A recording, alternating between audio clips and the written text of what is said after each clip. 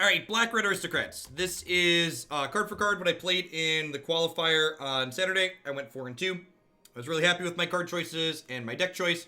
By no means do I think this deck has broken the format or is unbeatable. I just think this deck is a fun mix of having linear draws that run people who stumble out of the game, while also offering a lot of play and like a little bit of grindiness between like Priest of the Forgotten Gods and God-Eternal Bontu and Rekindling Phoenix and stuff like that. So let's dive on into some matches.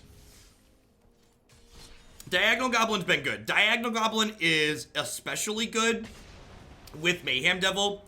If you've never sacrificed a Diagonal Goblin while you have Judy and Mayhem Devil out before, you really should try it sometime. It feels like cheating.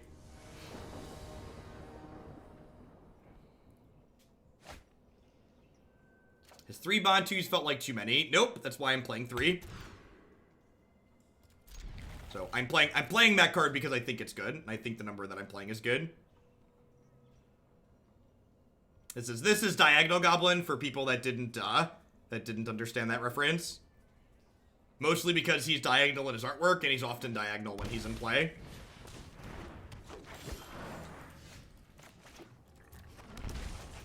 Pretty sure I kill land worlds on 1 every time.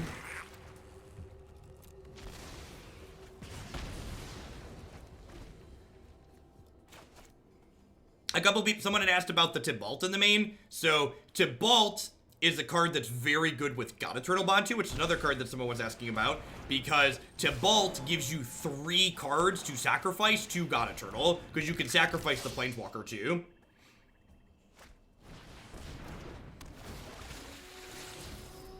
Is this potentially a Command the Dreadhorde deck?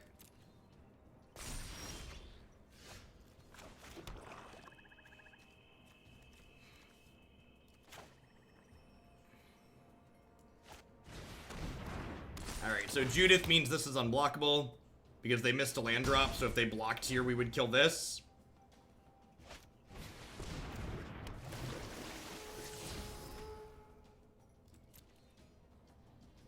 Crisis, sure. They're still digging for lands. Heartfire. Huh? Tibalt is also good with Heartfire, because Heartfire says you can sacrifice a Planeswalker too. So Heartfire can sacrifice your Tibalt after he's down ticked twice, which is great. I think I just go ahead and smack them for 3 here again. I don't think they're going to block, because if they block, I kill their Paradise Druid. And then I'm going to play Tibalt and down tick.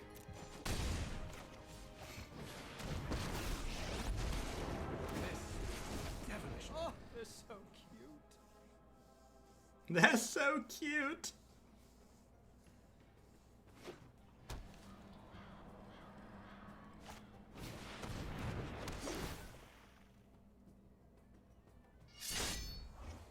Sure.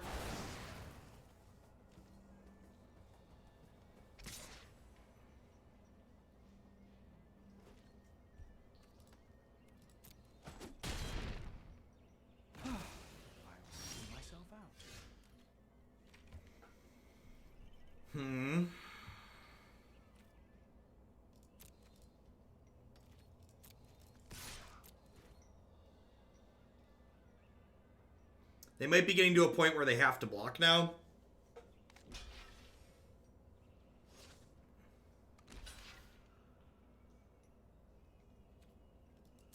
I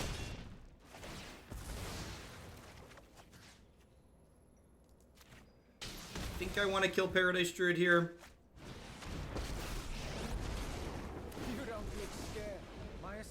While Judith doesn't give this a dice trigger, it has its own dice trigger built in, and it does get the extra power from Judith, so she's still okay with things that make tokens.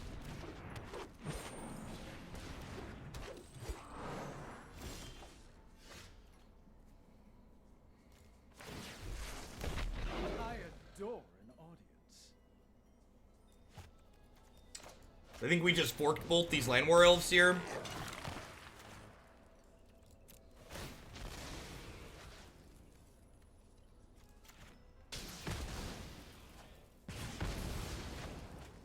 And then, next turn we get to activate this and just slaughter them.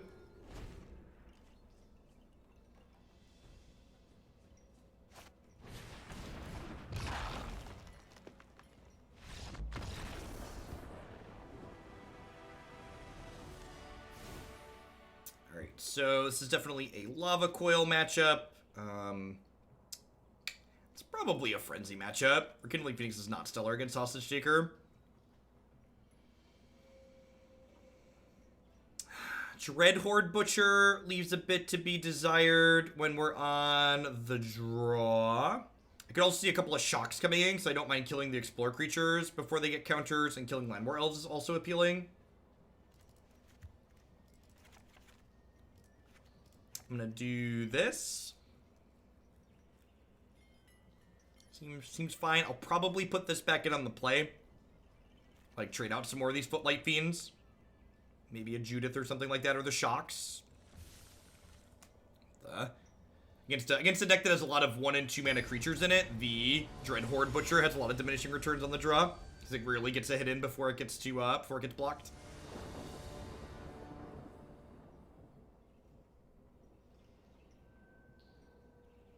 Opponent could be a Sultai Dreadhorde deck. They could also just be a sure. They could also just be a Sultai mid-range deck. Gutterbones.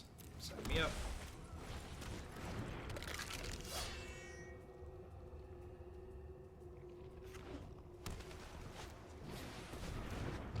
Rude. That was not the Lava Coil I wanted for Christmas. It does, however, trade 2 for 1 here.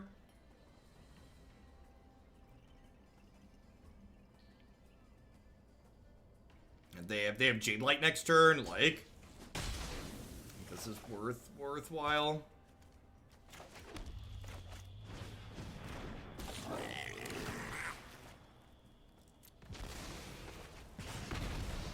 Eventually, Gutterbones is gonna pop back up here. That's what he does. He's the cat that comes back, so.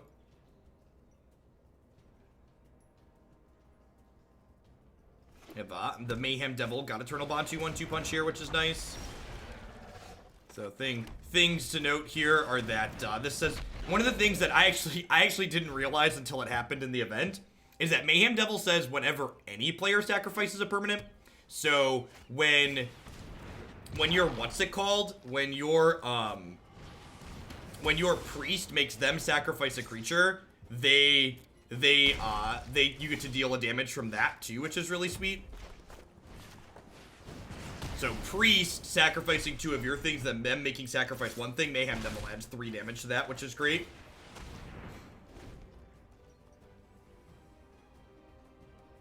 If we draw another meaningful play next turn, we'll probably go Gutterbones plus other meaningful play. If we brick off, we'll probably just play God-Eternal Bontu. I'm good at what I do. Its pain is our gain.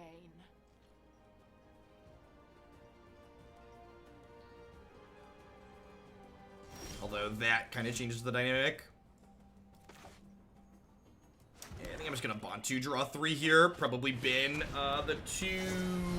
Probably been 2 basics and a yeah.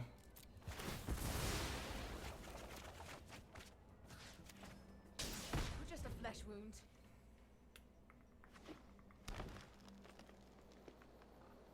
This card always felt really awkward in Sultai to me, because Sultai doesn't tend to have enough, like, miscellaneous things around to sacrifice. So, like, she's basically just a down tick, and then her uptick's not super meaningful.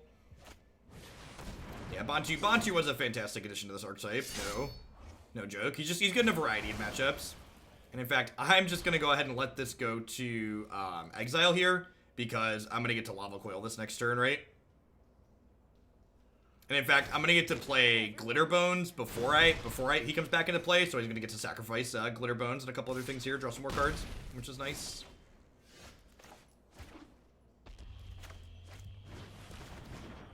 And drew another land here, so I think I'm gonna get rid of 1 land and Gutterbones here, draw 2.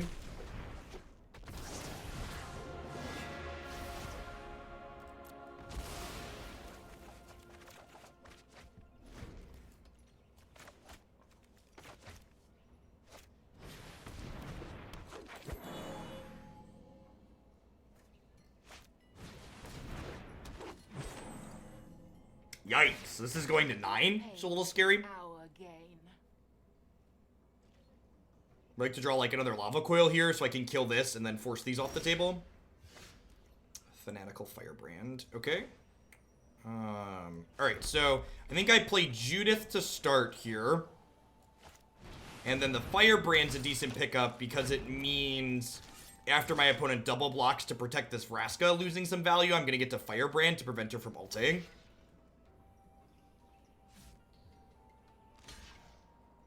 Trader Gator has Menace, so...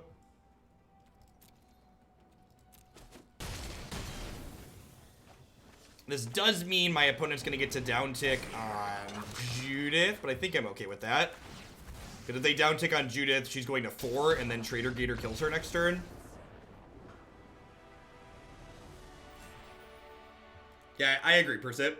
The grind, like, and that's one of the things that really appeals to me about this deck is, like, it has, like, these aggressive linear draws where you just run people over, but it also has, like, a good amount of grind to it between Bontu and Priest. Thanks everyone for hanging out today, by the way. Hope everyone's having a great Monday and a good holiday in the US. Got almost 3,000 people in here, which is quite crazy.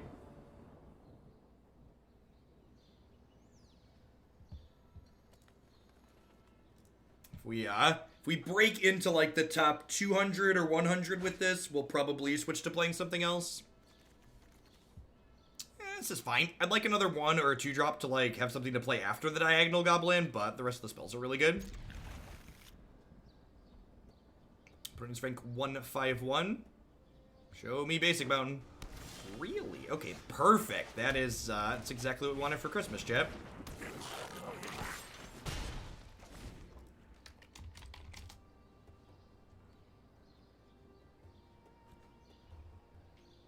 Scale of 1 to dead. Where's this Firebrand at?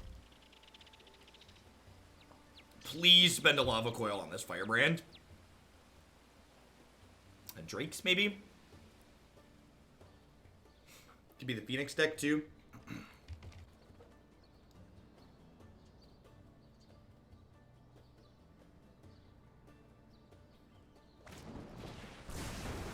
Shock, sure. I changed the arts of basics on Arena. In the filter section, you can now select your basics. They don't have a second shock here. This Butcher is going to be real good. If they do have, hopefully this pause here is an opt.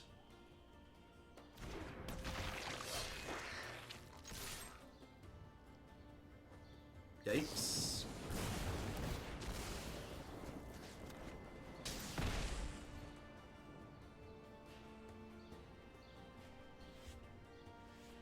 Yeah, I think so, Persip. If you asked me to rank them, I'd probably put the green one last.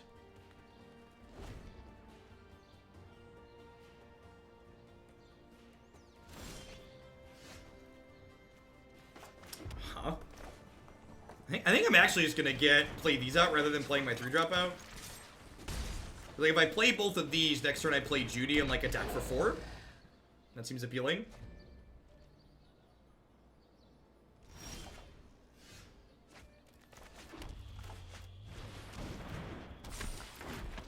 And again, this is that. My opponent's stumbling, so we actually get to punish them because our deck has lots of pressure in it.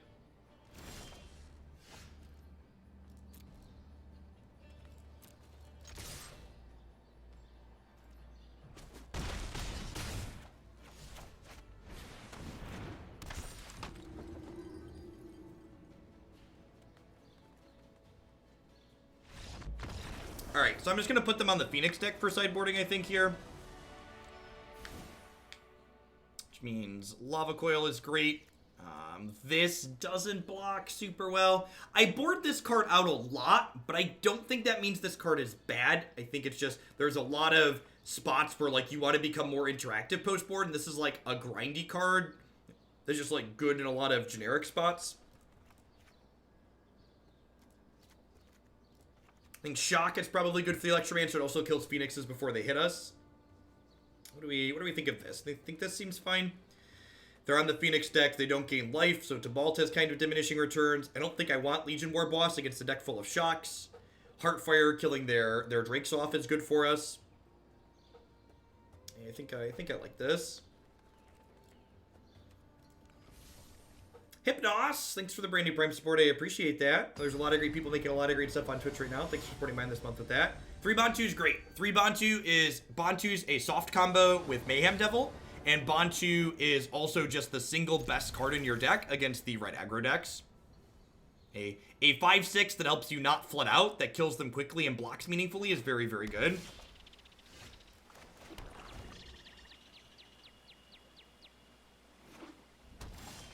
They're actually Jeskai. Okay. Well, as far as non-land draws go, this one was towards the top there. So probably going to be adjusting how I sideboard here for the third game, depending on what we see out of them, if there's a third game, I suppose.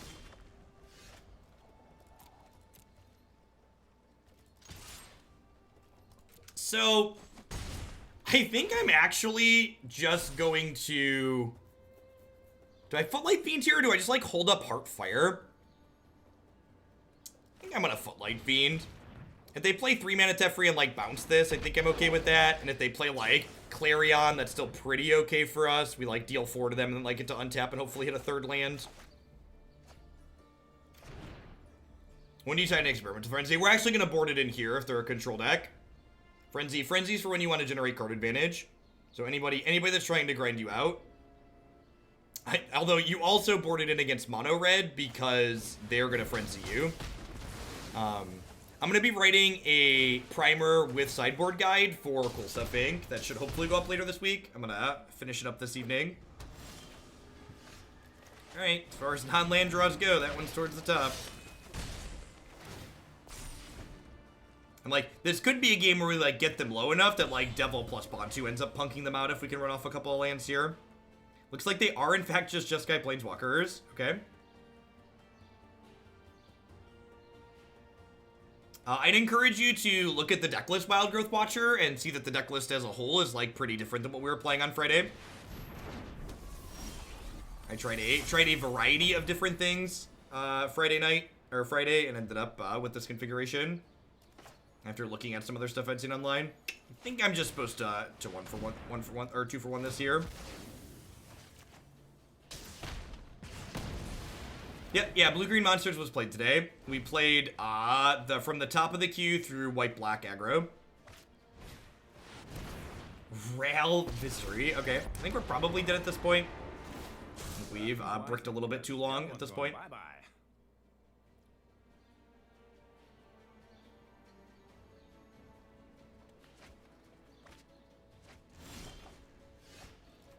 That's like the Stone Cold Worst straw, because it's like, well, this card, like, kind of makes me want to stay in the game. Because, like, we kind of get to play now.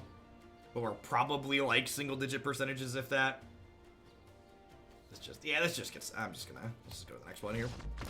Let's get these Lava Coils and Shocks out of our deck. Although Shock's not terrible here.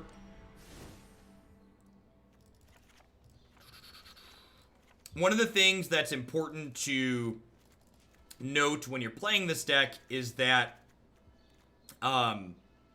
Mayhem Devil is good against the Cry of the Canarium decks, while I prefer Judith against the decks playing Deafening Clarion. There's one kind of, like, distinction between, like, the different control variations that you're going to play against. Tibalt's fine. I'm not done sideboarding here. So remember, when we played the first game, they died so quickly I thought they were the Drake's deck. Something like this could be okay. I could also see, like, trimming a Priest and a Heartfire, although both of these cards do kill Lyra, which is a card that we really care about. Although Tibalt is, like, soft removal for Lyra, so I think this is probably fine. Yeah, let's give this a try. Yeah, Tibalt is good not only against their Lyras, but it also covers their beacons nicely.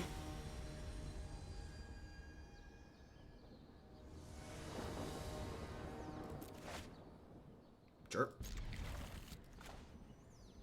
Turn 1 play, turn 2 play, enough lands to curve into Frenzy. Let's do it. So, something that I'm going to mention when I write about the deck that I've had people ask questions about is that Bontu plus Experimental Frenzy looks like a non-bow on the surface because Experimental Frenzy means that drawing cards from Bontu isn't good, but in reality, Experimental Frenzy and Bontu are actually really good together because both of them together means that every time they kill your Bontu, you get to replay it the next turn almost immediately. I'll have a sideboard guide posted later this week, Vaporeon. I don't know offhand. I have to sit down and think about it.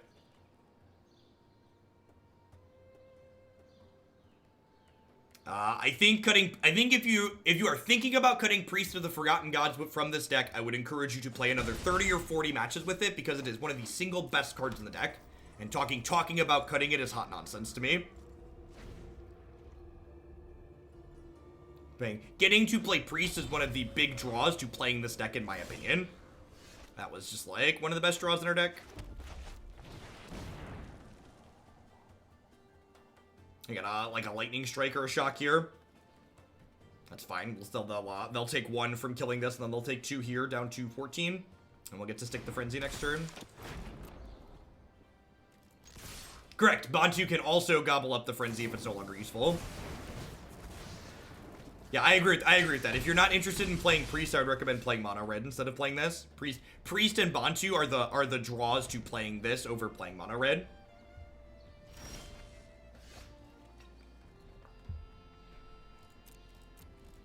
I'm gonna go ahead and shock in this Blood Crypt because we do have double black cards in my deck.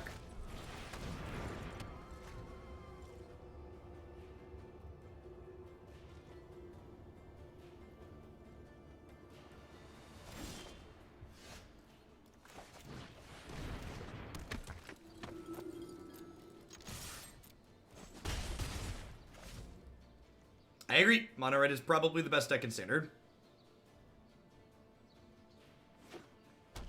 Clary on my wayward son, there'll be peace when you are gone. Lay your weary head to rest, don't you cry no more. Alright, can our Frenzy be bad enough that they can catch back up?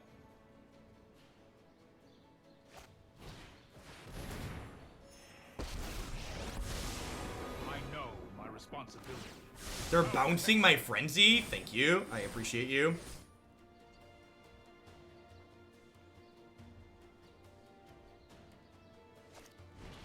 Yeah, I agree, Bob. Inclined to agree with that. Let's lead on Tibalt here, so they can't Spell Pierce me. Smells like Spell Pierce, man. Which is probably why they bounced this, thinking they could pierce me on the way back down. I am not going to attack with my Priest of the Forgotten Gods, because if they hit a Clarion next turn, I would prefer to be able to sacrifice some of my stuff.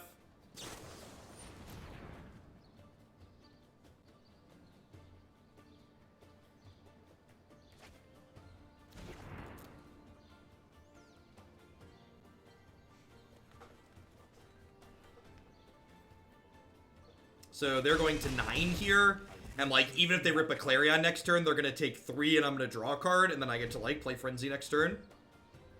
Hey, Jagan, thanks for the 3-month resub. I really appreciate that. Welcome back. Thanks for keeping me employed here. Mobile Twitch usually has a bit of a delay, Bob. So I am running on the old normal 0-ish delay. So take 3, I draw a card.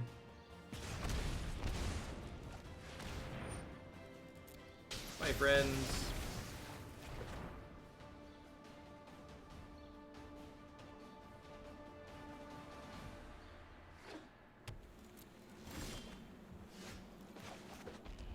I think it's right to play the land before I play this, which means there's going to be a land on top. Legion Warboss. All right, well.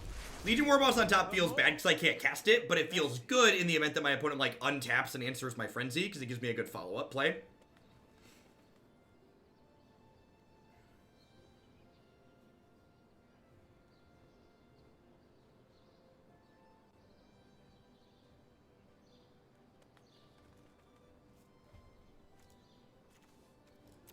My opponent's been a little bit screwed this game, but at the same time, we've only had 5, 6, 7 spells in how many cards? 15 cards, so we're definitely more than a little flooded.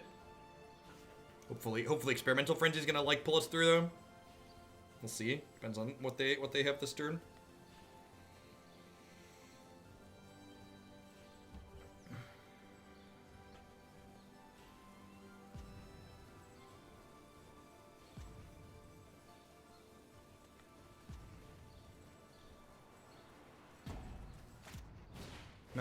My opponent has spent 6.5 minutes making decisions this game. I have spent a minute and a half making decisions this match.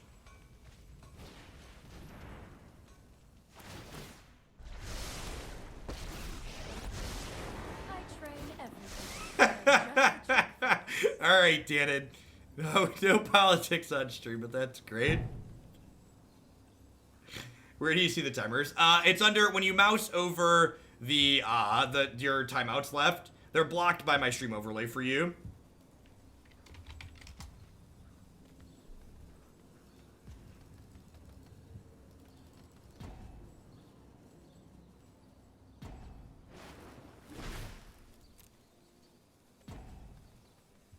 If I hide my tempo square here and mouse over this, you can see I have 28 minutes and 20 seconds remaining.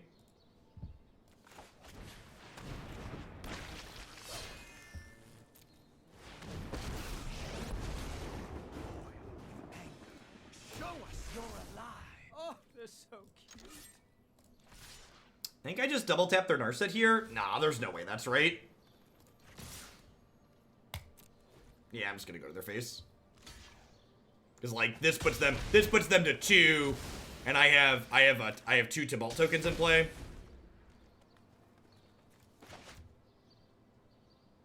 And like Tibalt means they can't gain life off of this.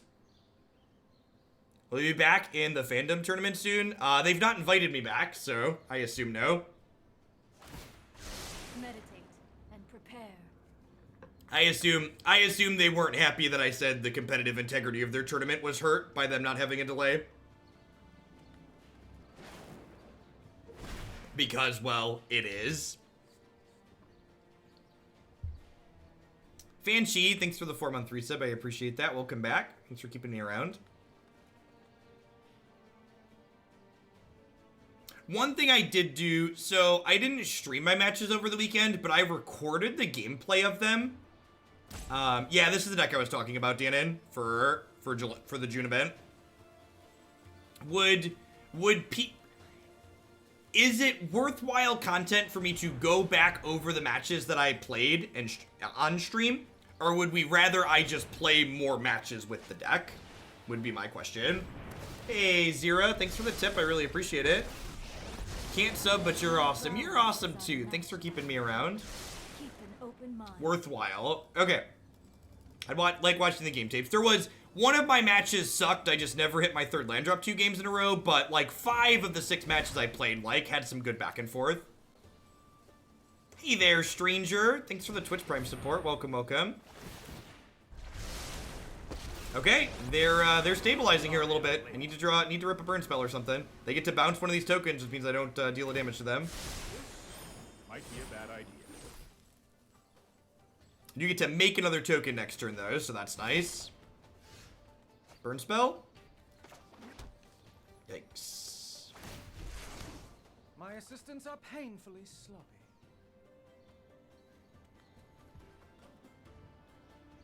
I can't double Warboss because I have an Experimental Frenzy in play. And because they have a Clarion in play, there's definitely not worth blowing up my Frenzy.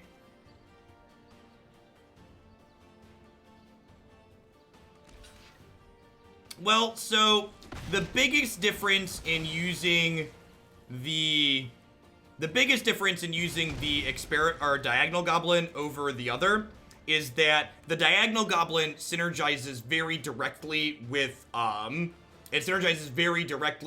the Mayhem Devil, which is nice. Yeah, they're dead. They need another Time Raveler. They need a Time Raveler, or they need a 5-mana Teferi so they can take this off the table without killing it. And even if they do that, I'm going to be able to blow this up and then double Legion Warboss for 2 with haste next turn.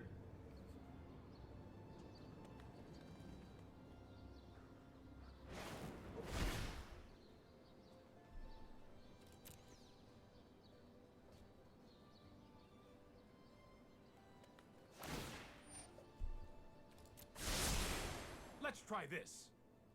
Yeah, or they could kill Tibalt and then cast a Planeswalker. So that they have like, if they have like shock into a Planeswalker, they live here. They do have instant speed Clarion at this point too, is a good thing to note.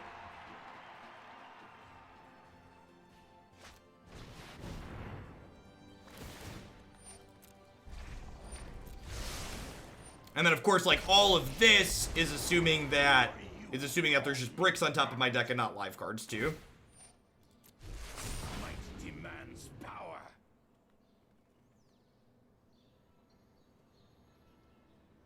Okay, if they have a 3-mana Planeswalker here, we're probably dead actually.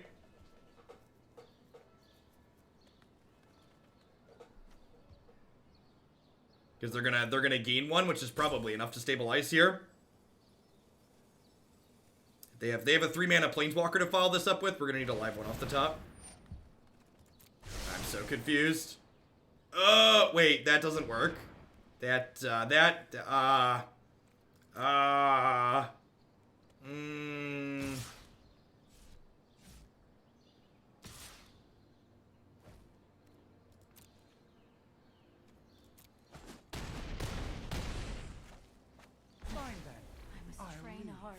So, damage doesn't kill creatures, doesn't kill planeswalkers, state-based actions kill planeswalkers.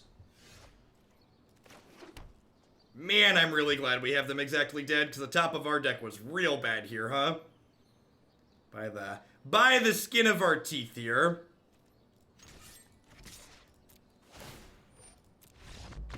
Whew!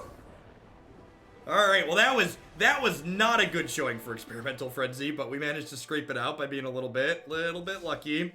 Yeah, Tibalt really like cashing his paycheck there. Showing us why he's worthwhile. They win if they wait on Clarion 2, right? Nope, because the devil deals the damage when they die. And no matter how they slice it, Tibalt's devil is going to kill them. That seems great. This is like what you want all your opening hands to look like. You just want like all your cheap stuff in the opener and then like your Bontus to come off the top. I think it's correct to lead on Gutterbones. Gutterbones into this outputs a lot of DPS very quickly.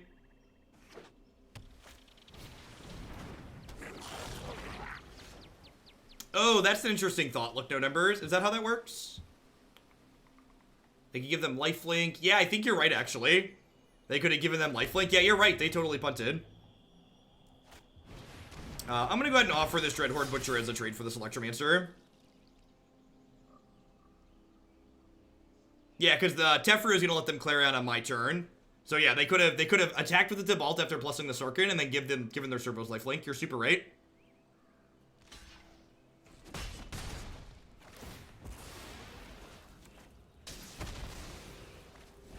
So they ultimately ended up making a mistake to lose that game. Which we needed, because, like, our draw was absolutely terrible, right? We just didn't have any spells.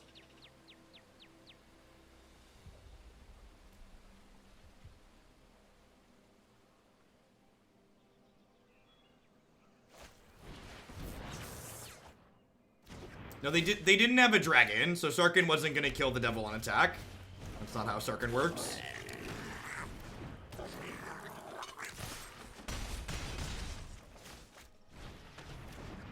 Alright, looking for our Judies and our Mayhem Devils at this point. If they have, like, if they have a Drake this turn, we're in a little bit of trouble because it's a pretty big brick wall.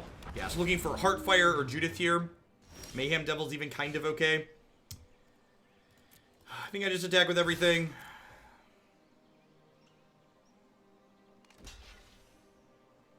John Avon better watch out, because I am practicing drawing lands over here. We're coming for his title.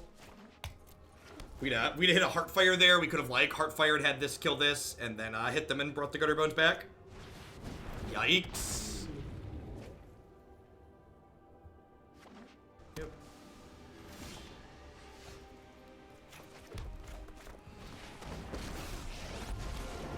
I would be honored to I adore an audience.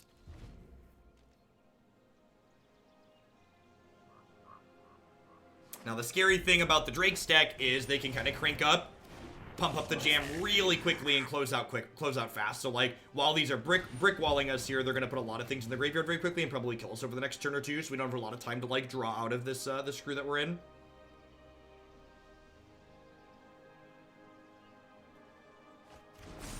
They didn't discard an instant or sorcery. That bodes well for the home team.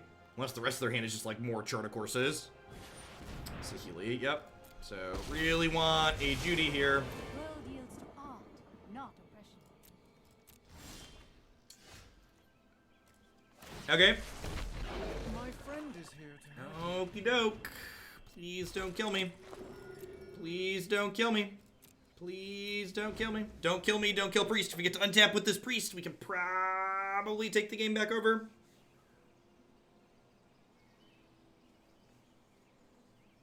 Of course, they could also just, like, make a bunch of tokens and, like, put a Phoenix into play and, like, be bad news bears for us that way. Yep. Probably dead.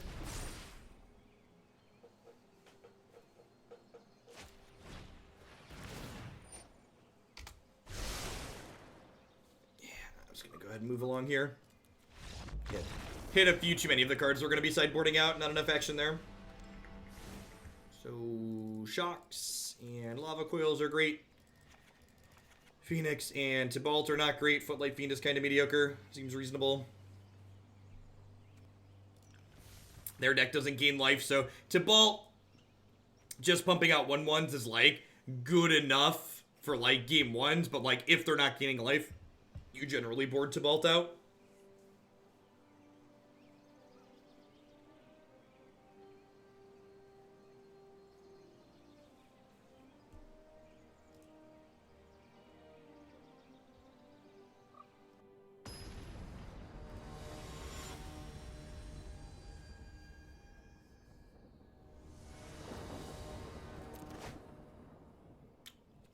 It seems like not amazing. It's not aggressive, but it's got like double Lava Coil to like keep us in the game for a little while. It's got like Bontu to like be a punch at the top end, which is nice. Oh, this is gonna die to shock. I'm gonna pass. They definitely have a shock here the way the client's pausing. So rather than give them value on the shock, I'm gonna hold my own shock up.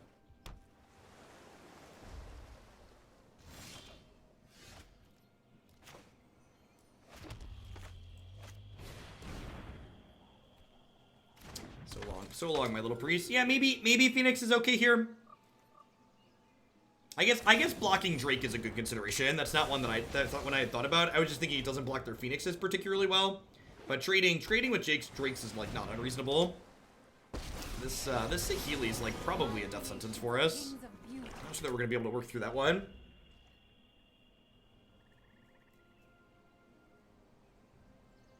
Yeah, maybe the Phoenixes are better than the Footlight Fiends, because Footlight Fiend's, like, pretty mediocre.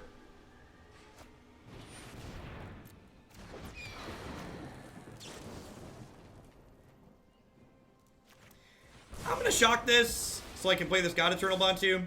Bontu might be able to kill this Saheeli next turn.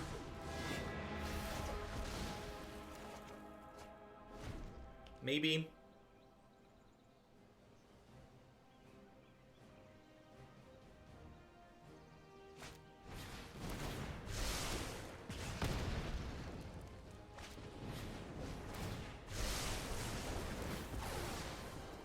So if there isn't a land in my top 2 cards, I'm going to regret doing this. But if there is, I'm pretty happy to have tucked him in. Perfect. I'm going to shock this in, so this way if they go to Lava Coil or kill this in some way, I can Heartfire and kill their Saheeli. I'm not going to, like, proactively cash this in, I don't think.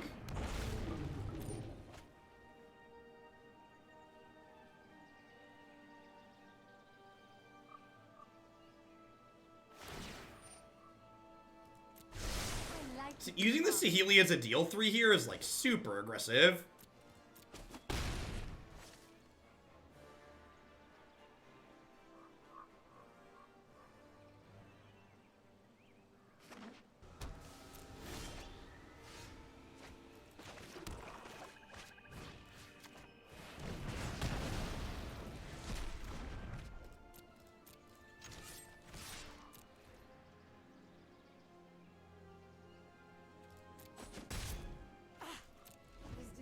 devotion your only art?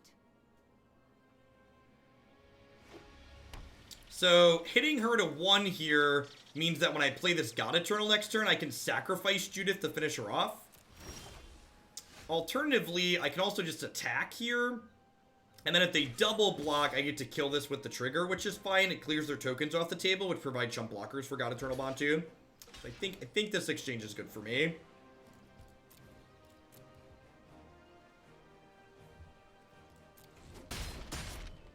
No, they had Saheeli game 1. I'm sorry, but I must. And I think I'm going to go ahead and ditch 2 lands here again. Just like, keep the gas flowing, basically.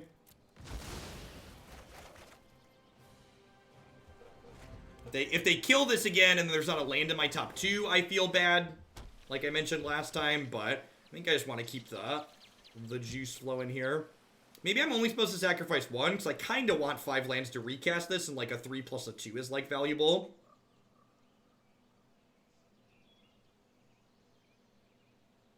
But again, like, this guy's pretty beefy. He's a 5/6, and he's kind of scary. They're kind of scary, Trader Gator. Maybe I'm supposed to play Judy pre-combat. I can see that. Dr. Jones! Thank you for the 8-month resub. I appreciate that. Thanks for keeping me around. Sure.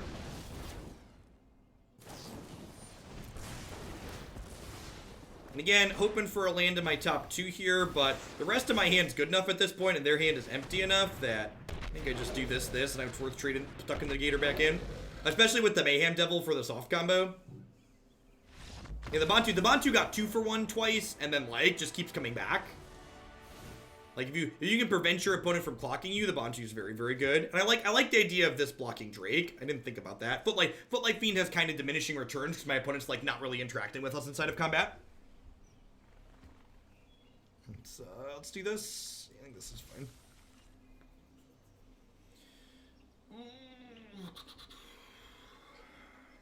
If we can get really lucky and win this, and win like 1 or 2 more, we can probably sit on my rank through the end of the season.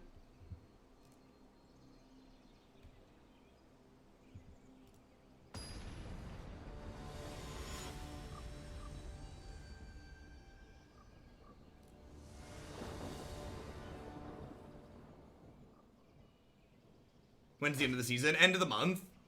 Pretty easy mulligan here. No second red source. Like, double God-Eternal Bontu's like kind of clunky in this matchup.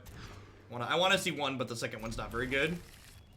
Easy bottom here, just looking for some more lands.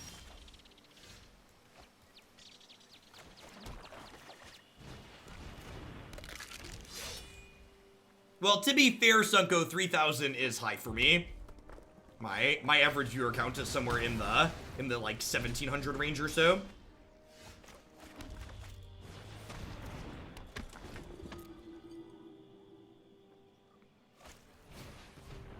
Opponent also fumbling here a little bit. That's nice.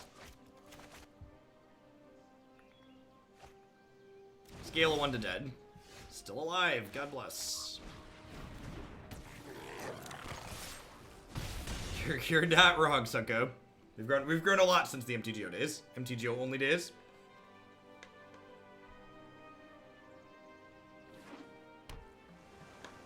Do a few auto chess streams after you hit a high enough rank that might get you invited to the MPL. Maybe.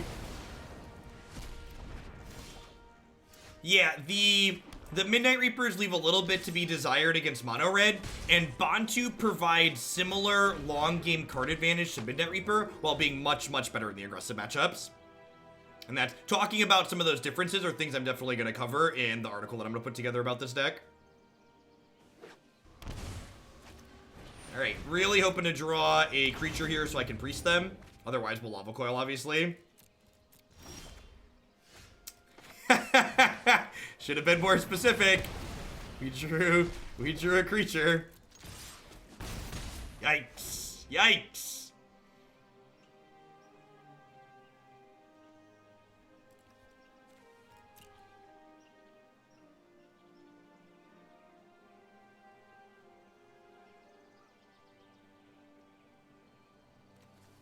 I'm gonna draw like a Phoenix next turn instead of the Footlight Fiend that would have been sacrificed to this. Feel real bad. They keep looking at their graveyard here. Oh, okay. That makes sense.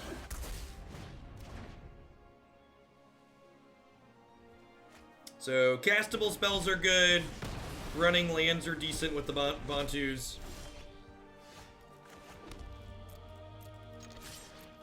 I agree. We really need foil base. I went through and picked out the shiniest basics I could find, but I do really wish they were full art. Yeah, this strike's really scary. If I hit Bontu a land for Bontu next turn, we might be okay. Am I just cashing these in 3-for-1 here? That doesn't seem like a winning play.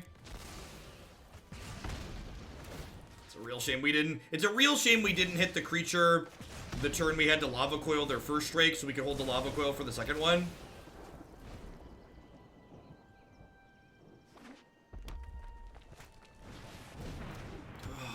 Why would you bring that card in against my deck full of shocks? It's really bad here after. It's really good here after we run out of gas, though. Yikes! Yikes! Not good for the home team. And I really don't have the health total to wait, Goofy Hat Matt. Feels like just dead man. We have like 6 cards here. Yeah, so just gonna 2-for-1 this and we're gonna die. Yikes. Yeah, not a whole lot we could do there. We both fumbled and they unfumbled before we did. That game's a good example of why there's only 3 Trader Gators instead of 4. Because like you want to see 1 most games, but like drawing 2 is generally pretty bad, especially if you don't have the lands to cast it right away.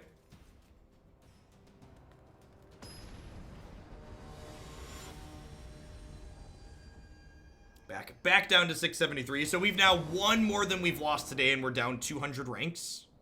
Because that's how the ladder works.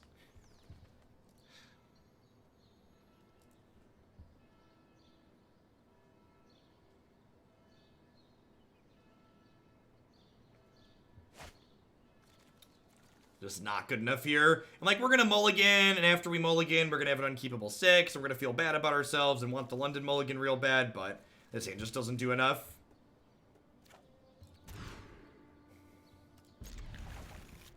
Never didn't have it.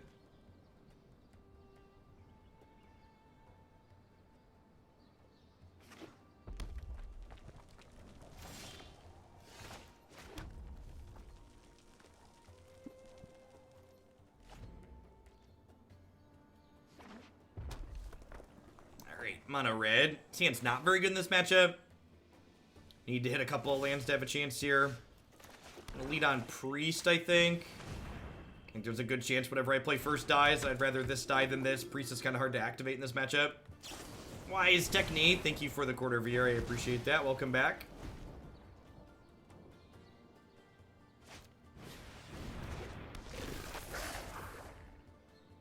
If we hit lands the next 2 turns, we might be okay here. Light up the stage. Yay, mono red. Yep.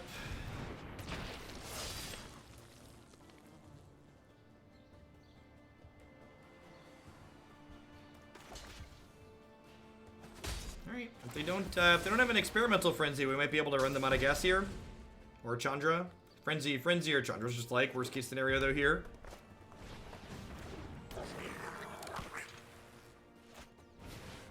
Yep, it's a card we can't block unfortunately. If I draw a land, it might be like Gutterbones, Heartfire the Chain Whirler here to keep the health total high.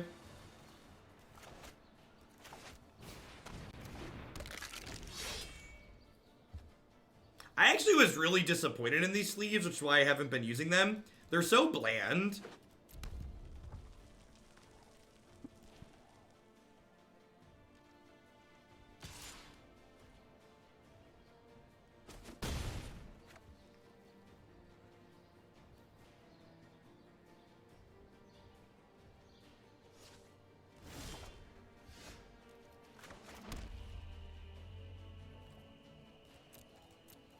Yeah, we're on 23 lands, Party Bus Driver.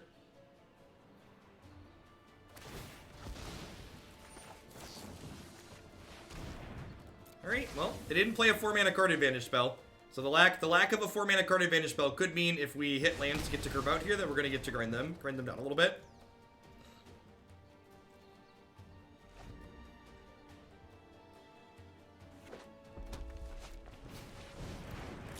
Opponent's flooding a little bit. Okie doke.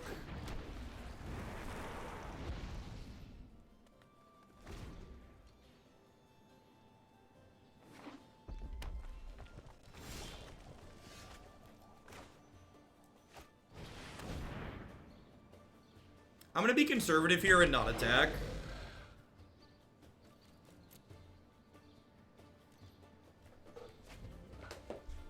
Once I have 2 blockers, I'll probably attack.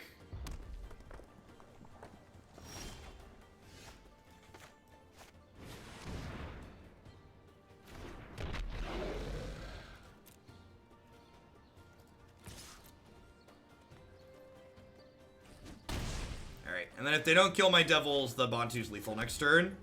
From devil triggers alone, right? 4, 5, 6, 7, 8. Just sack the board, deal 16. Plus an attack. Also, fun fact, the Phoenix egg sacrifices itself when it comes back, so that triggers Mayhem Devil as well.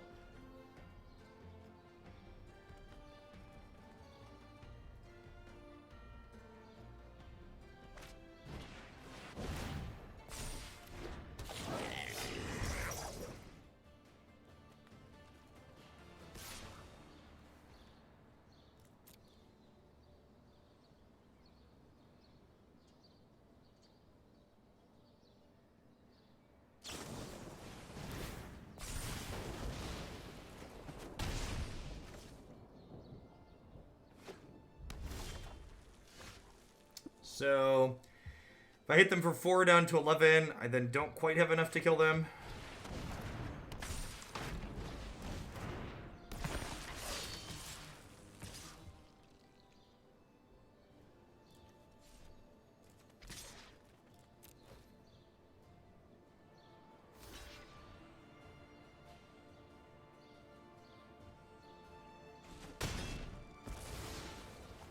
So this Dreadhorde Butcher with Judith out is basically Lightning Strike, which is sweet. So they drew 9 lands, so even though we stumbled a little bit, they flooded and are gonna get it.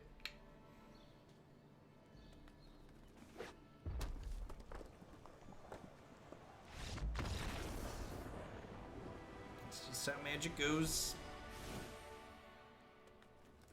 Frenzy, Lava Coil, and Shock all tend to be good here.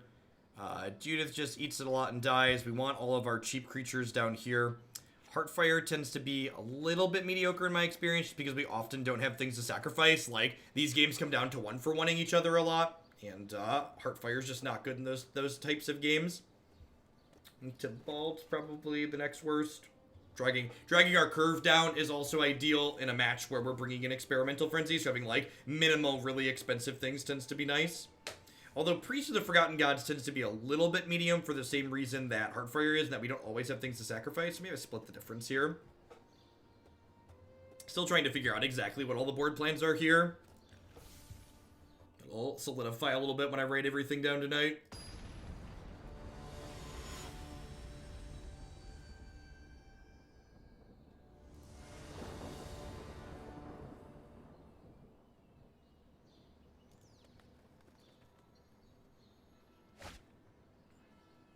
Seems super reasonable.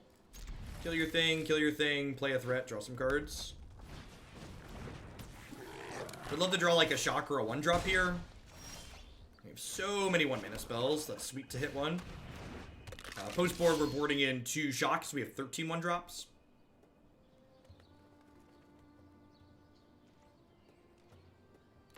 Light them up. We're on fire.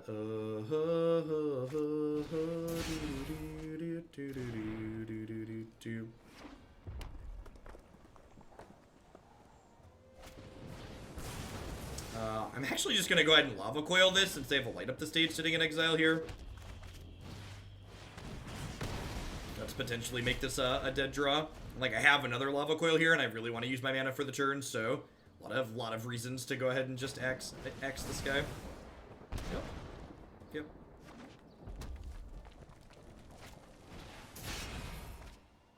Yep. I think it's worth chalking to play this. Just get my 3/3 down. If I hit running lands the next 2 turns, we'll be in a great spot. Yikes, it's a little punishing.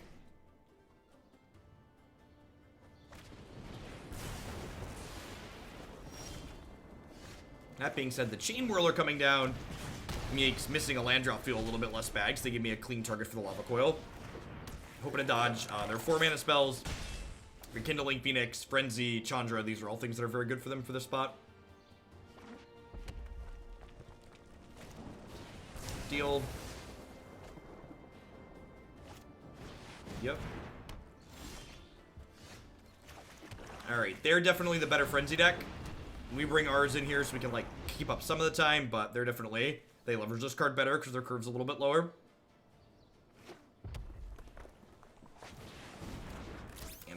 And they have this monster. Yep.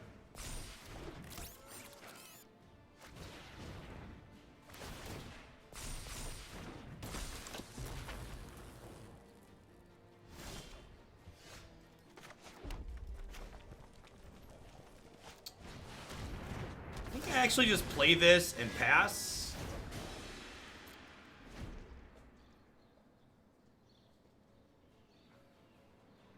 I think double unchecked Steamkin Frenzy probably means we're dead, though. We need, like, them to have, like, land for a turn or 2 in a row. Am I using the staging version of Wine? Yeah, you have to use the staging version of Wine for current video games most of the time.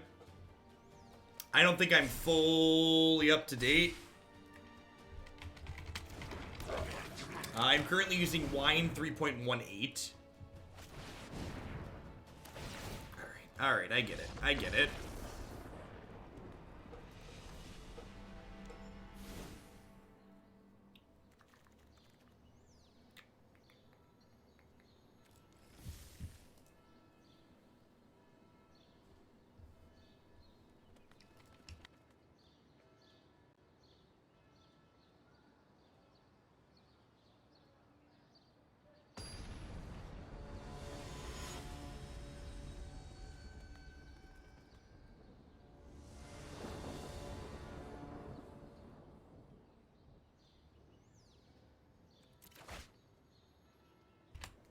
Cian's so good with the red source. Unfortunately, it's just not a keep without it. Cian's mediocre, but I think it's a keep. Perfect.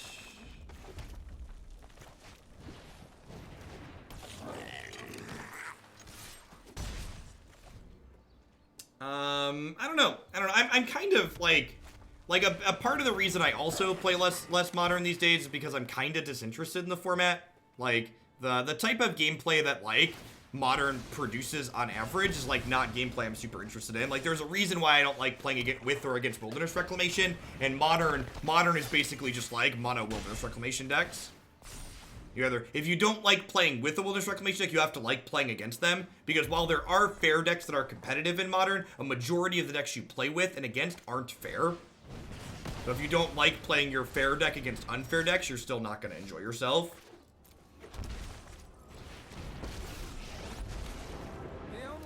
So all of the decks that I play on stream are viewer-submitted deck lists, aside from this deck that we've recently been playing because I was playing it in a tournament. You shouldn't take me playing or not playing something on stream to be indicative of me liking or not liking a deck in the format.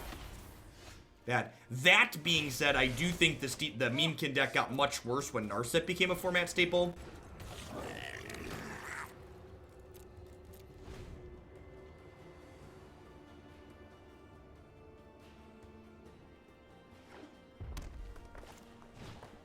For the record, I do plan to do a little bit more modern when the new set drops on Magic Online, but definitely still going to be a majority Magic Arena. Oh, that's so brutal.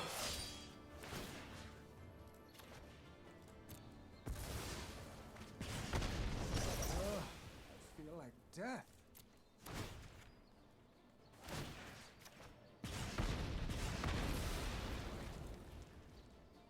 Probably did here. Land. Oh, you're saying there's a chance. Take a chance on me. Yikes! Should have been the third one, I guess. It's really unfortunate they had the Chain Whirler last turn, because if they didn't have the Chain Whirler last turn, we would have been able to bin the Tibalt and some of our other things to this. This like had the land on top. Well, second Frenzy's good for us. We'd like a Frenzy of our own here. Removal spell also would have been fine.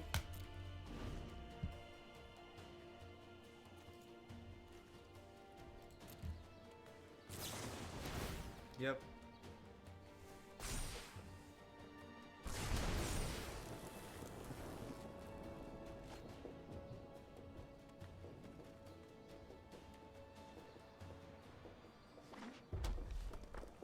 Stingy! Thanks for the 7 months. Welcome back. I appreciate it.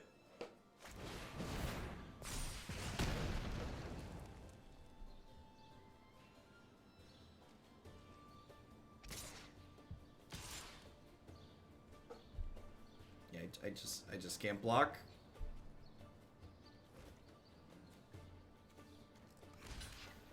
I think I have to. I think I just like block and hope to draw another Bontu.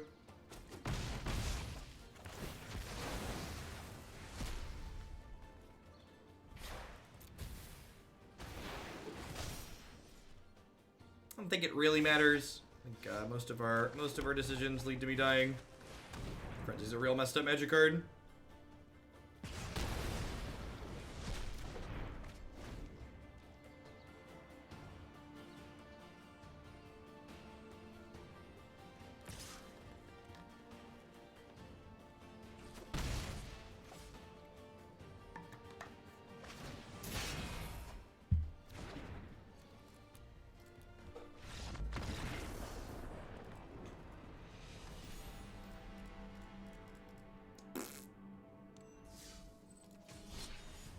Alright, I think I'm gonna play till I lose one more.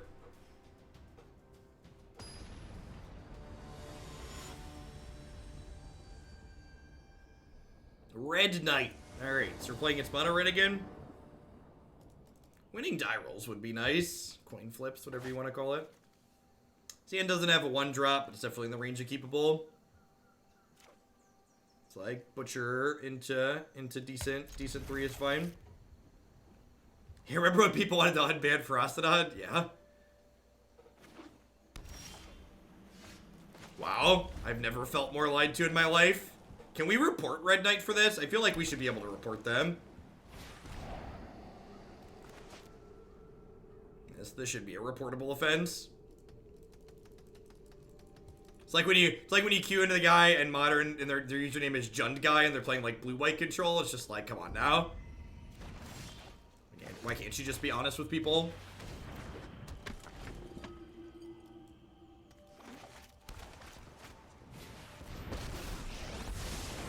Right on schedule. Haste creature, haste creature, haste creature. Well, at least it lets me do 2 things this turn. And by do 2 things, I mean it lets us get Kaya's Wrath and be very sad. Teleflector Mage. He is a lot like Reflector Mage, isn't he? No, I am not making this up as I go. Ooh, those lands don't cast Kaya's Wrath.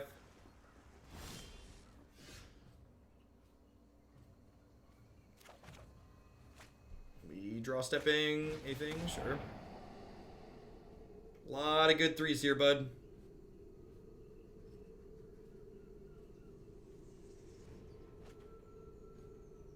Really? Okay. They have a removal spell here as well?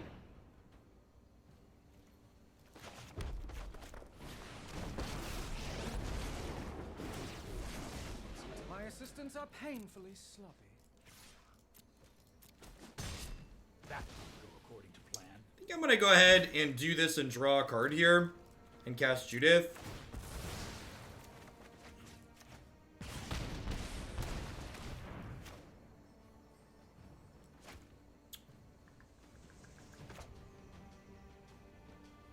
You can also just like pick this up and recast it.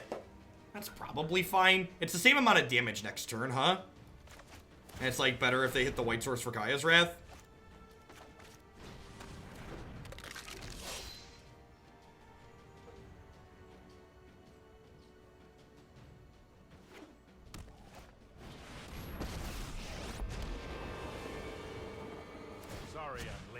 cries pretty bad for us regardless of how you slice it. Alright, they don't have a removal spell here. We get to kill Teferi. We get to go Judith, crack him for 3, and then down tick.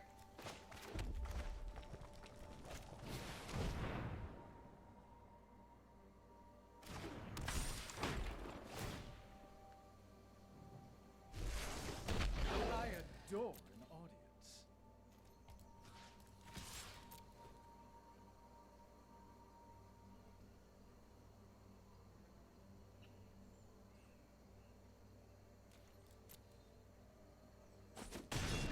I'm getting too old for this.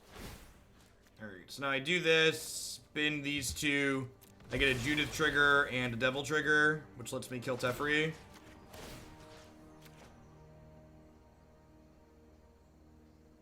I won't let you. We will meet again. I go to 15, I draw a card. Cast this, pick this up, cast it.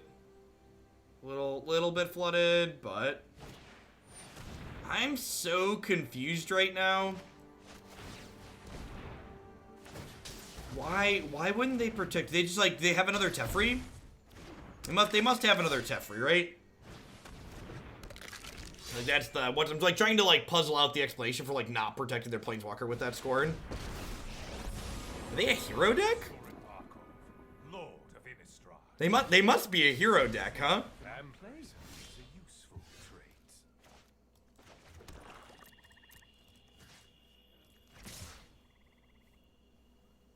I'm gonna go ahead and send all of the. Am I guess if I could activate this and then I have 8 mana. Yeah, I'm actually just gonna go ahead and only send this here and then activate this so I can draw a card. It drains them for 2 and I can replay both of these. Hey, Ghosted, thanks for the 2-month resub. I appreciate that. Welcome back. And I'm pretty sure I have to turn off auto tapping to be able to have it. Let me pick my mana here. Nope, turning off auto tapping doesn't work. All right, apparently you have to turn off auto tap and be in full control mode for that to work.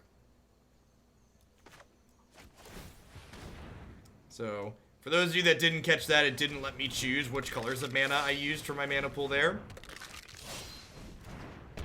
So, we're definitely ahead at the moment, but if they find a removal spell or a reasonable number of creatures, we could immediately be behind.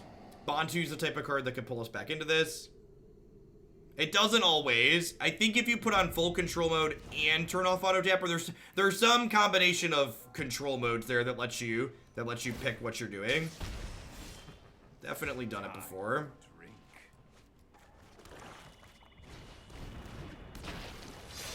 We'll get to try again this turn, huh? So we'll send these here, send these at you.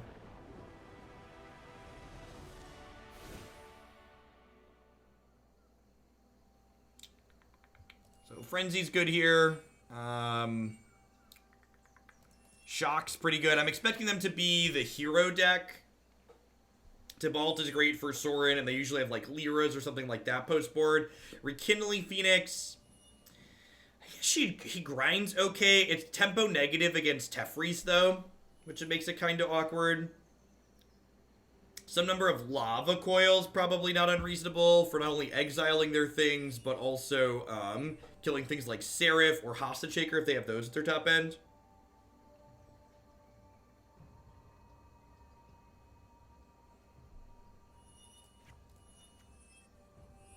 Alright, let's try this. I don't mind trimming some. If I'm looking to trim more 3-drops, trimming Judith before Mayhem Devil against Black decks is ideal because Black decks could have Cry of the Canarium, and Mayhem Devil doesn't die to that while Judith does. That seems super reasonable. If Priest gets to live, this is one of our better potential draws. Tibalt's a great pickup here.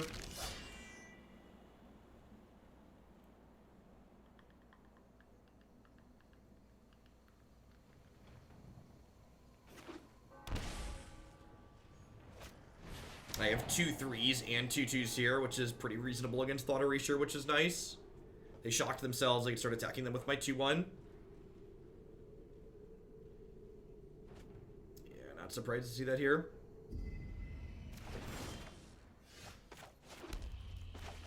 Yeah, there's just enough variation, Navier, that that's definitely something that could, like, tip the favor in when you're looking to trim a 3-drop. And, like, trimming some number of 3s in the face of, and when you're bringing in your Experimental Frenzy is, like, not unreasonable.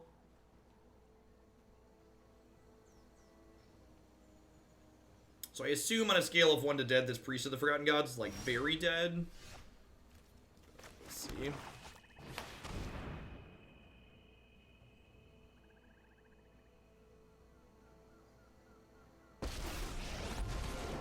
Play nice, they said.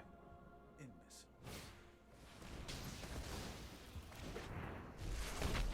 My friend is here to help your pain.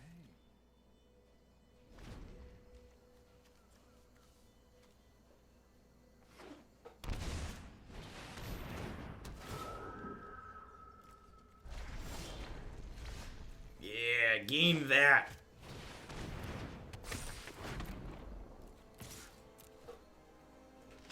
Gutterbones just trades even Stevens here.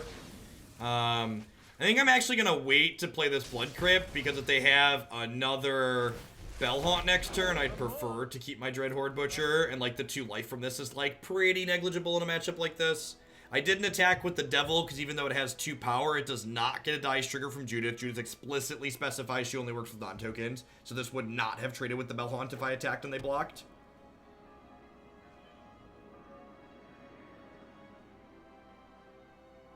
Now, not playing the land tier if they don't Bellhaunt me, that is worse when this happens. So I drew another land tier, and now I can't pick Gutterbones up and replay it this turn, which is kind of a big deal. I'm like, they kind of need to block here, right? Like, they kind of need to trade with Judith. Wow, you're trading with Dreadhorde Butcher? Really? Okay. Alright, puts you to 3. You can't gain life, and if you kill my 3 creatures, you die. Good luck, Godspeed.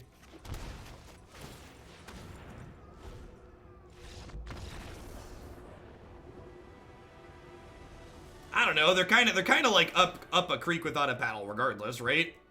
Feels like regardless of what they block there, they're in a pretty bad spot.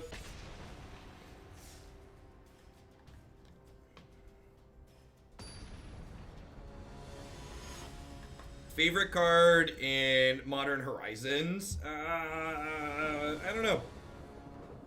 Archmage Charm. Let's say Archmage's Charm. Although the Stony Silence Grizzly Bear is pretty decent. That seems fine. Turn 1 Glitterbones. Turn 2 tapped land Footlight Fiend. Have all of our lands to curve out into our burb. Archmage's Charm makes me want to try some fair decks of Magic, which is probably going to make me hate myself, but we're going to try it. Urza is so good. I mean, as far as EDH Horizons is concerned, Urza is a pretty reasonable EDH card. I agree with you.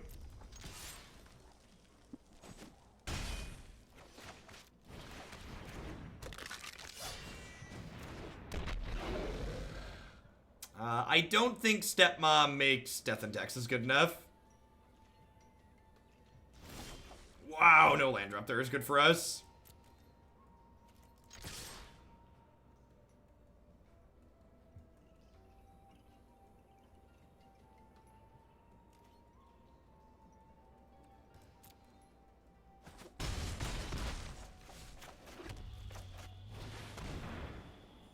This is one of the matchups where Phoenix is pretty good too, even if they're not missing land drops. And again, like, our deck's kind of aggressive, so like my opponent stumbling here probably means we're gonna kill them.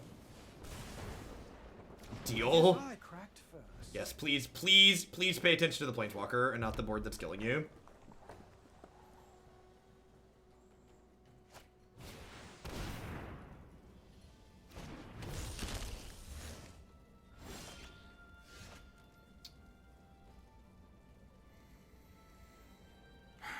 So do I Heartfire this and attack? I think that's the line. I think it's Heartfire this.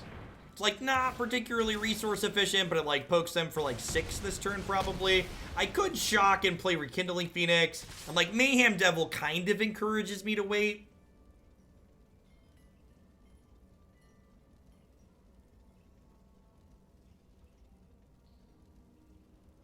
Yeah, Stepmom not being a human is very intentional. I'm sure they were very conscious of the fact that humans is a busted tribe in Modern.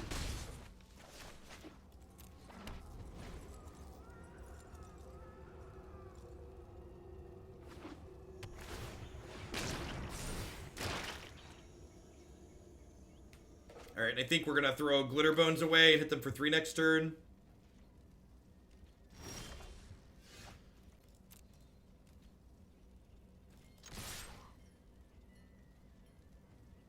What main changes do I want to see in Arena? My want list for Arena is really small. In fact, I'd argue the only major feature Arena is really lacking that I would like to see is I really want an in-client tournament mode. Tournament mode / spectator would be my 2 big wants. I have like a shorter list of things I would like to see that could just like come eventually. Like, I really wish in the deck editor I could resize the panels of things and like have a slider to zoom in on cards. Basically the deck editor on Magic Online is really good, and they should make this deck editor more like that. Would be my thoughts. Definitely want Lava Coil here.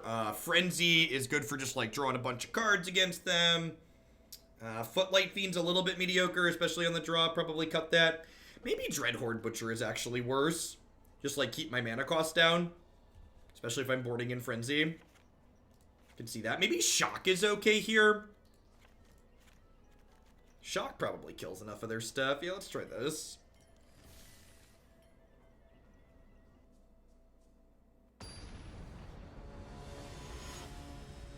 Deck log. Yeah, there's a couple of little things. Auto yield to abilities would be nice. An action log in game would be nice. There's a lot of little small detail things like that. They'll just be like, this would be nice to have. My one big feature request that would allow me to enjoy Arena in a way I currently don't, though, is being able to set up in-client tournaments would just be superb. Similar to what what's it called? Artifact had. Well, I mean, what you want is something different. So, what we have currently looked at numbers is working as intended. It's very obvious they don't want it to be the same as the F6 function from Magic Online. I agree that something emulating the F6 function from Magic Online would be nice, but I also think, like, implying that what they have now is not working is nonsense, because it's obviously doing what they want it to do. So I think I'm actually just gonna Mayhem Devil here and hold on to this for now, since they made this a 3/3. Yeah, the ability for third parties to run tournaments would be awesome and do coverage of them easily. So, I know we were aggressive and killed them last game because they stumbled, but I actually think our deck is the control deck in this matchup on average, especially when I'm holding a good answer like Lava Coil or something like this.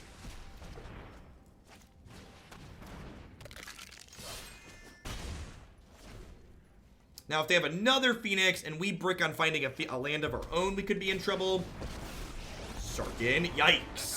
So, I can't attack both of these in and kill Sarkhan because Sarkhan's trigger will deal 1 damage to each of them. It's a little unfortunate there. If they don't have a removal spell for Priest, we could be okay here. If they do have a removal spell for Priest, we're going to be up a creek without a paddle. Yep, that's a removal spell. I look forward to seeing you.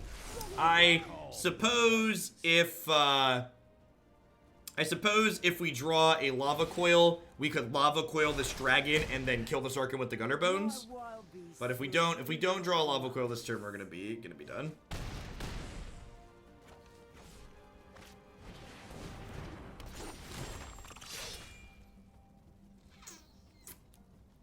That'll be pig. On to the third game. Maybe we'll have a game where we both draw lands and spells here, which would be ideal. I want my Dreadhorde Butchers on the play. Do I want these? I'm not sure if I want these in this matchup or not.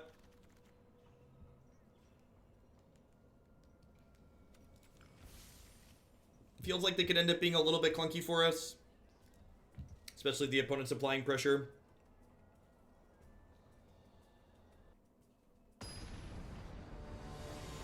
Is 5-color Dreadhorde just 4-color Dreadhorde with Nicol Bolas? Because I watched Darby try that, and the Nicol Bolas seemed much worse than Ugin, which is what he ended up playing. So.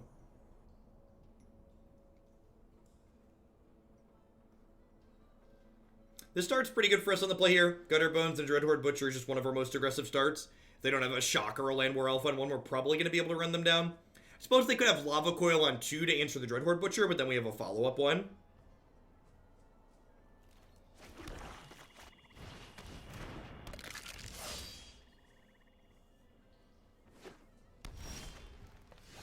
Alright, I would like to draw some spells now, please.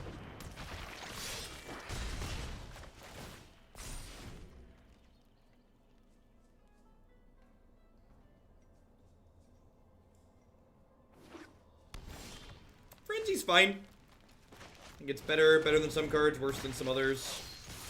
I think I like it more than Chandra. We played a bunch with Chandra, and she was like kind of okay.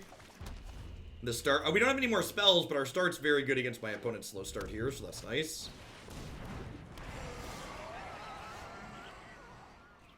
Lava Coil's actually a pretty good draw here. Because it means when they block here, I get to deal 2 to their dome and then Lava Coil to finish this.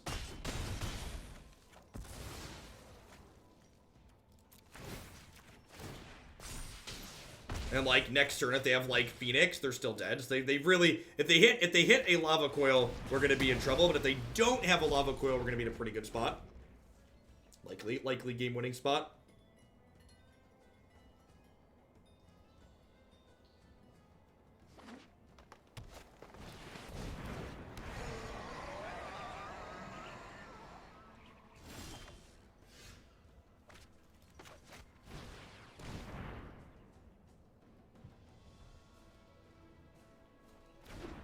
We don't have a lot of spells, but we've got a lot of butchers.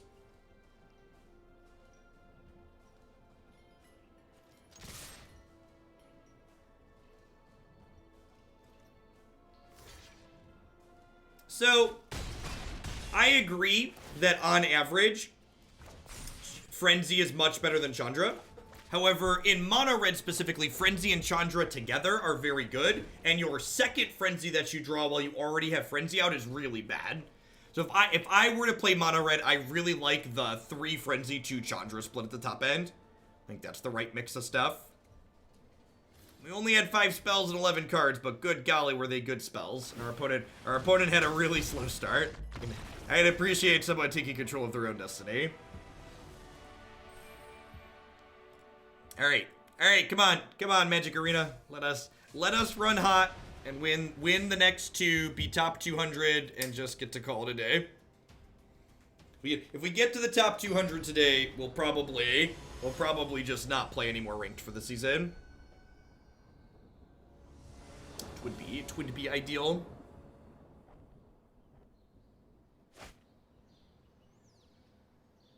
I just can't keep this hand in the dark.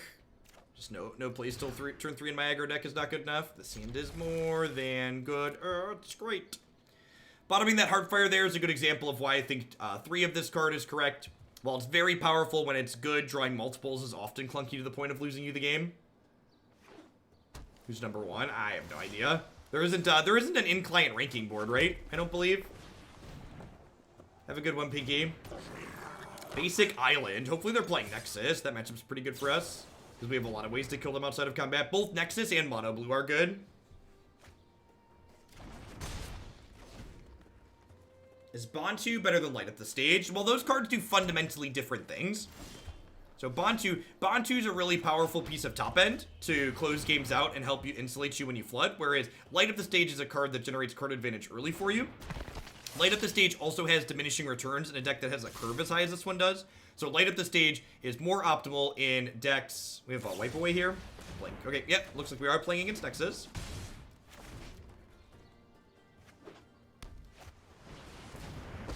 Sure. No thing. Thanks for the 2-month resub. I appreciate that. Welcome back. Thanks for keeping me employed here. Yep. And then Butcher notably gets bigger even when he hits Planeswalkers, thankfully. So you get to go ahead and hit this so they don't get to draw another card. He'll still crank up. Wait a moment. Now, we definitely could lose this race, but I feel like we're in an okay spot at the moment. They don't have any sustained source of card advantage just yet.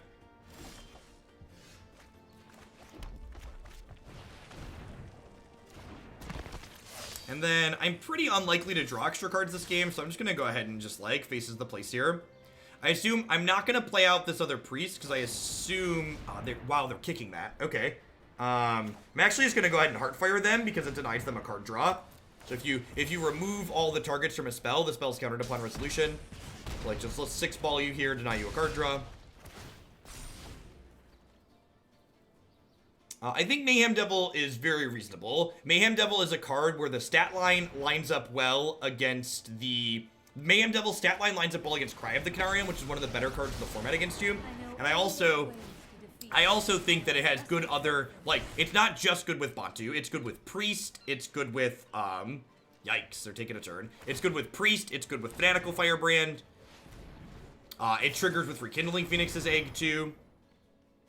So, they get another impulse off this Narset, but this isn't sustained card advantage. So, like, while this is annoying, we're not in danger of losing the game just yet until my opponent gets a Tameo or a Flip Search Res Cancer or something like that going on. They're still mostly just treading water.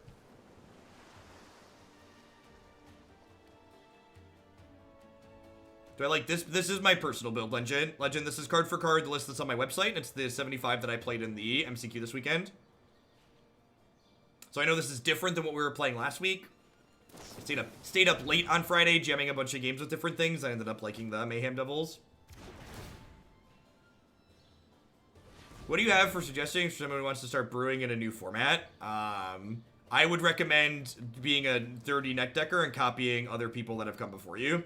If you are in a position in your Magic career where you need to ask the question, how do I start brewing? It means you're not ready to start brewing. It means you should put faith in the people who have, like, put in the legwork before you and, like, build on the backs of people that have come before you.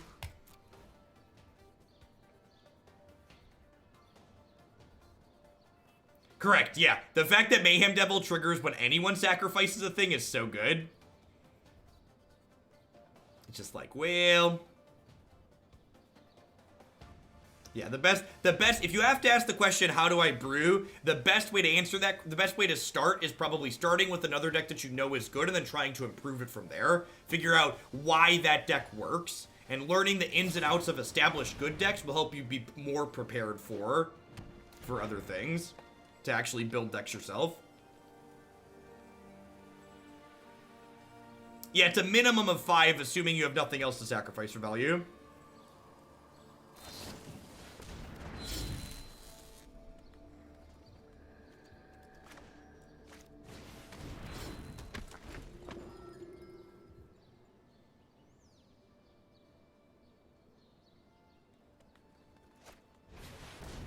Tameo probably means we're dead. I would like to test a new hypothesis with you.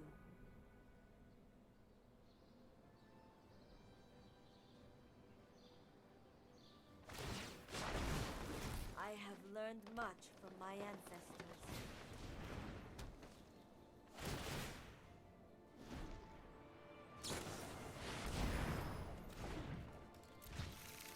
Oh, their draws were good here. Which is what I get for saying this matchup is good for us.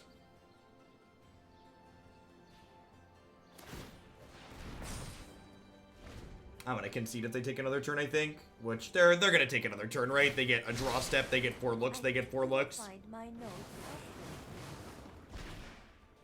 Well, they have a lot of planeswalkers in their deck. If you wish to surrender now, keep an open mind.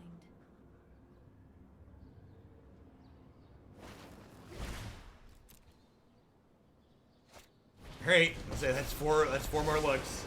Their redraws get redraws. Hone your prowess.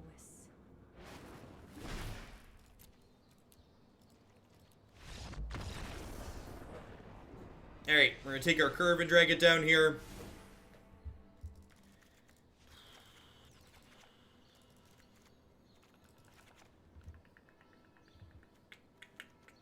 One Bontu, I think that sounds right.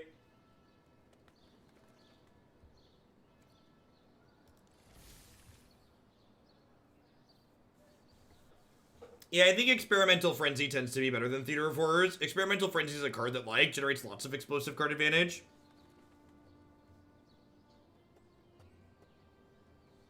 Been away from Magic for a while, so I'm new to Arena in the standard format. Oh, I hit someone with a Thief of Sanity for the first time today. That feel great. Yep. Thief of Sanity, especially in the mid-range of the control matchups, often reads, if you connect with this, you win the game. So...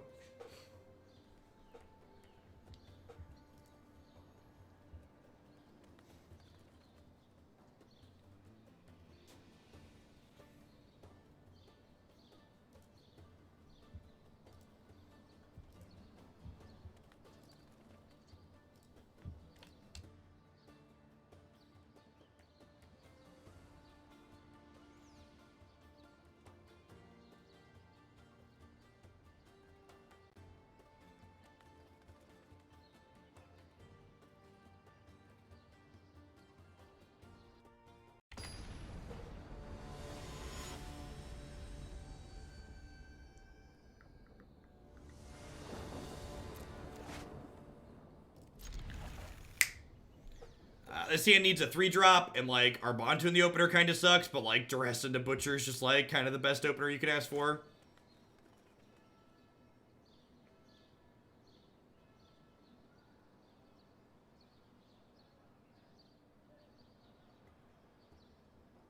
Opponent went to 6, in the tank about going to 5, bottomed.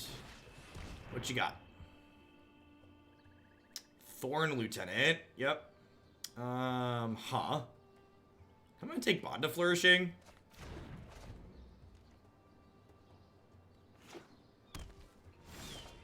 Creatures like Thorn Lieutenant are one of the reasons that leaving Priest in is so great in this matchup. They can randomly kill stuff like this. Alright, they missed their land, which means this Dreadhorde Butcher is now bigger than Thorn Lieutenant, so that means we're gonna be in a great spot, even if they hit it for next turn.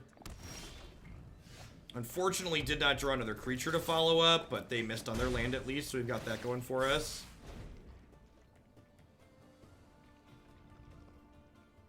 That's really not true RPG fun. So, one of the things you need to understand when you're sideboarding is that you need to be sideboarding against the deck you're going to be playing against, not the deck you just played against. So good, well-built Reclamation decks piloted by good players are never going to lose to an Unmoored Ego post-board. And the reason for that is post-board, if you look at the sideboards of these decks, they're all diversifying their threat base in the post-board game, such as boarding in cards like Thorn Lieutenant. So I agree. If someone is very bad, you're going to beat them with Unmoored Ego. But you could also argue if someone's very bad and playing a poorly built deck, you should probably beat them anyways, right? In general, Unmoored Ego tends to only be good against players who are mediocre.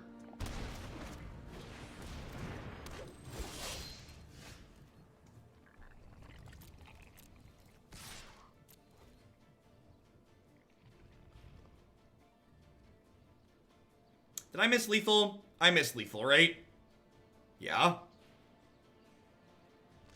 If I attacked with this too, the Heartfire in here was lethal, right? Whoops.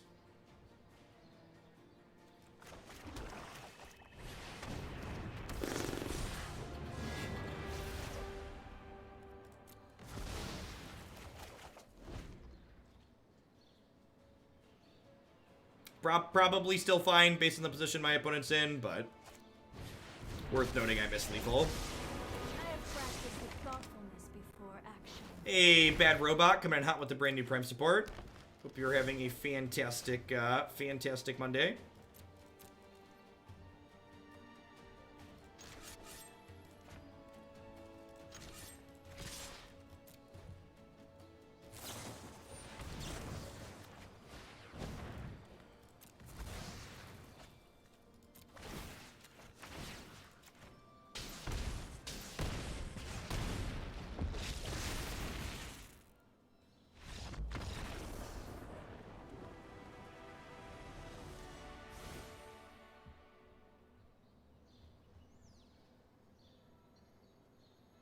I like Ego versus the Dreadhorde decks. I agree. I think if you're a mid-range or a control deck, boarding an Unmoored Ego against the Dreadhorde decks is not a bad idea, because frequently the only thing that beats you against the Dreadhorde decks is the card Dreadhorde. You can grind with the rest of their stuff that they have going on.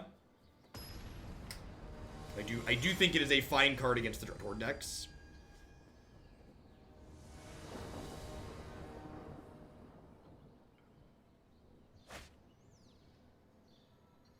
This card's fine. Priest is very good in the face of, like, things like Thorn Lieutenant, so that's nice.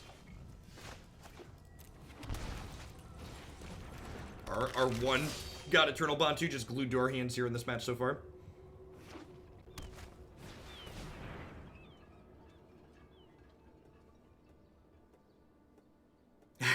You know, Mapai, I'd be lying to you if I didn't tell you I almost played the Amass creature because it has a foil and this doesn't.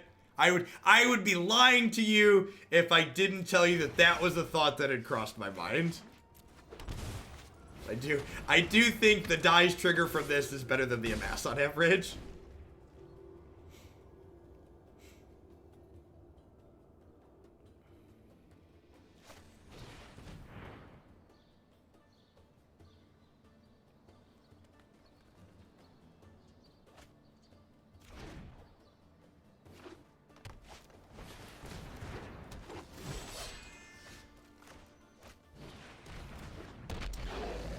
Can I get a land? One land, please.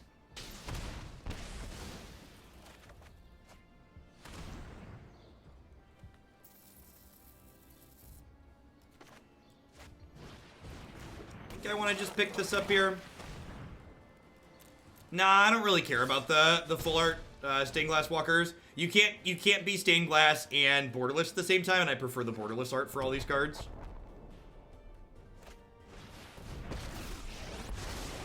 Like the phases of the moon, like what? I noticed this somewhere.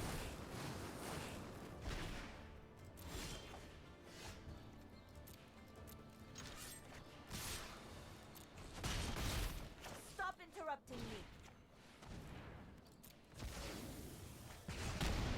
All stories must end. When you draw more Priests of the Forgotten Gods than lands. Oh, magic.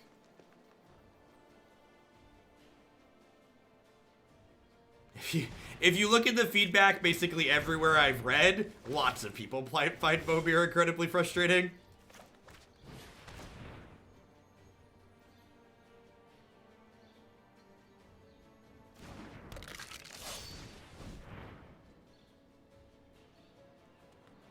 They have a bounce spell. That's unfortunate. Again, at least the opponent's like not really doing anything at the moment. Just like have this thing in play. The blast zone's a little annoying because I have a lot of one drops, but no sustained source of card advantage yet.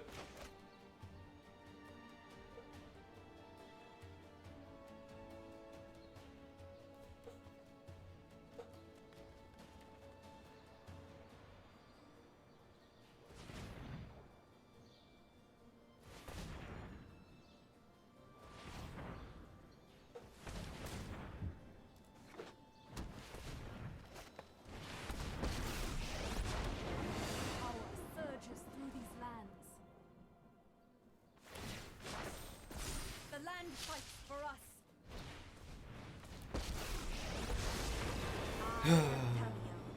It is an honor to meet you.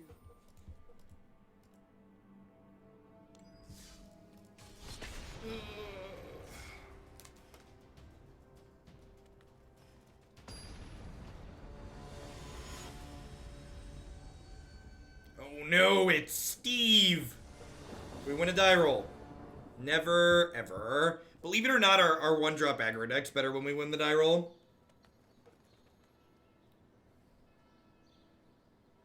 It's so rude that we have to look at this ugly Vivian avatar while it waits for our other one to populate. Like, come on, Magic Arena, what are you doing? I'm gonna keep this. Like, keep this 4. I think this is better than our average 6. Like, Gutterbones and a Priestess, like, pretty good. Like, any other creature in our first 3 draws makes this hand super reasonable. Fantastic.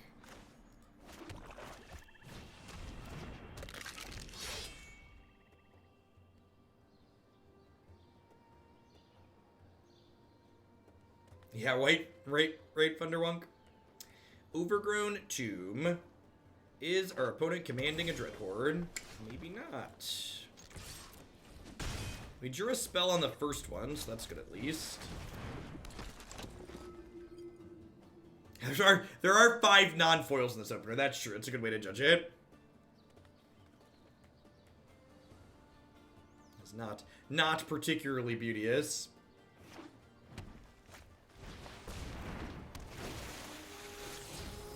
Could be that Mopey land destruction deck. I don't think they could be Sultai Dreadhorde, I suppose. They could be Green-Black Citadel. That's true. I haven't seen that deck for a hot second. We should play some of that. I think that deck's super good. Well...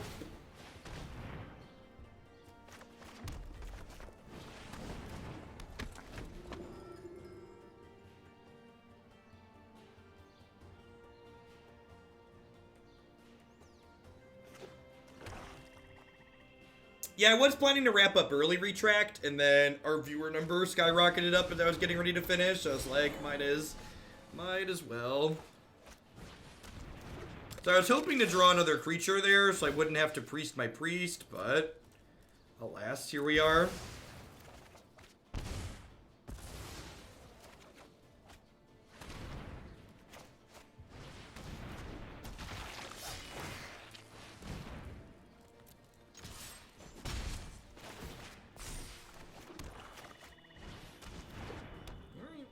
We're flooding, but we're in a good spot. Opponent's doesn't have a whole lot going on here. Dreadhorde Butcher's a good draw. Going late tonight a little bit. Reliable than humans. A little bit. I think I'm on the ignore Vivian Reed plan here.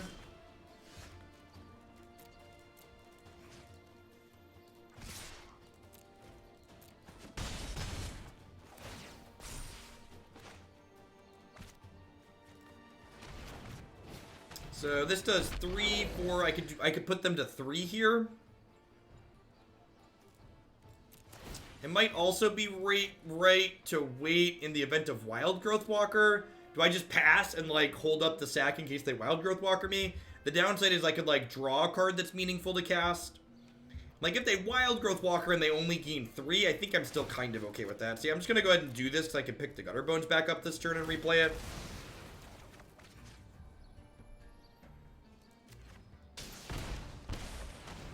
Hey, there's my boy.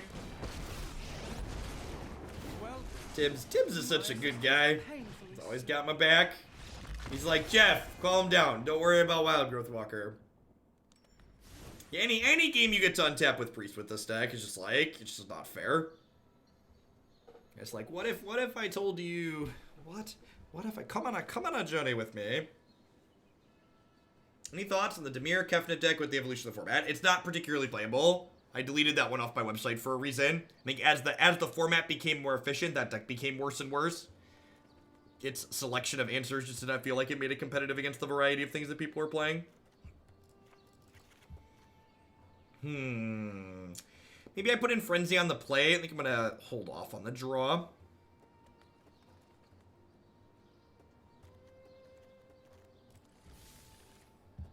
Yeah, I agree, Thunderwunk. I think the Mayhem Devil's more Bontu, more aggressively slanted with the Fanatical Firebrand was a big improvement. I spent like 4 or 5 hours jamming games with this on Friday night before the event the next morning, and I was like, yeah, this is what I want to be doing. Well, that was a fantastical draw. This card's like kind of more removal spells, but like is also a threat with your creatures, which is great.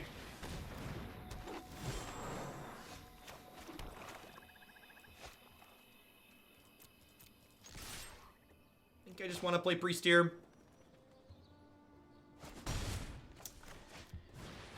Like, what's the scariest thing they do here? Like Vraska? I guess Tamiyo's annoying, but I haven't seen Blue Mana out of them yet.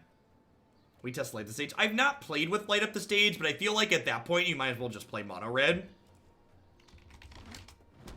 This deck has too high of a curve on average to really leverage Light Up the Stage as a powerful card. That's what it comes down to.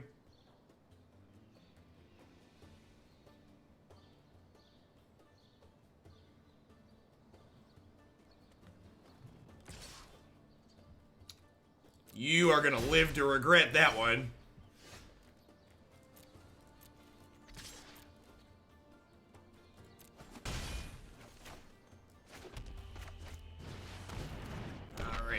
for my next trick.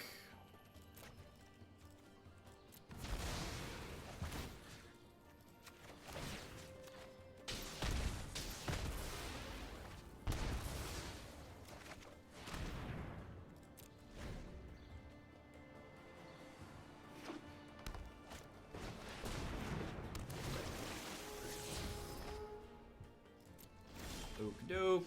I think I'm just gonna play Phoenix here. If I like double Butcher and attack, they're just gonna get to block. I guess I could like Butcher Lava Coil attack with this plus this. Getting the Phoenix down here seems pretty appealing.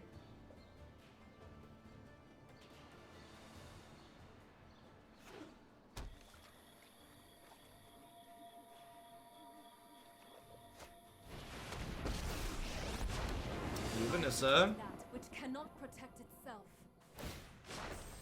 Behold, nature's true power. Yeah, maybe I could see that, Persip. That attack is not good. Alright, so...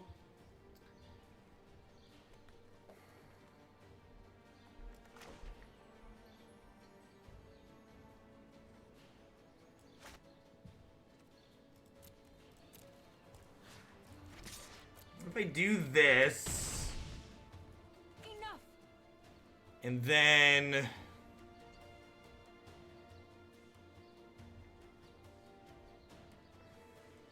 how ham do I want to go on their board here? Do I want to throw away my Rekindling Phoenix is my question. So I could like do this and like sack this, shoot this, they lose this, and then I could use the red from this to throw this at here.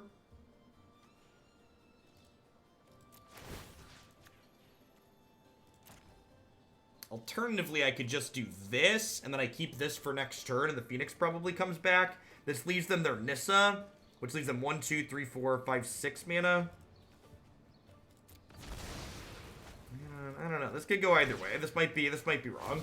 Hey, Thread Menace. Thanks for the half a year. Time flies. Huh, that's not bad. Let's do this and give them a turn with Nissa here. They do have a lot of mana. If they hit, if they have Finality here, I suppose this is bad. If they don't have Finality, they do that. So maybe I am supposed to just pressure this off the board. Like Finality's their one comeback.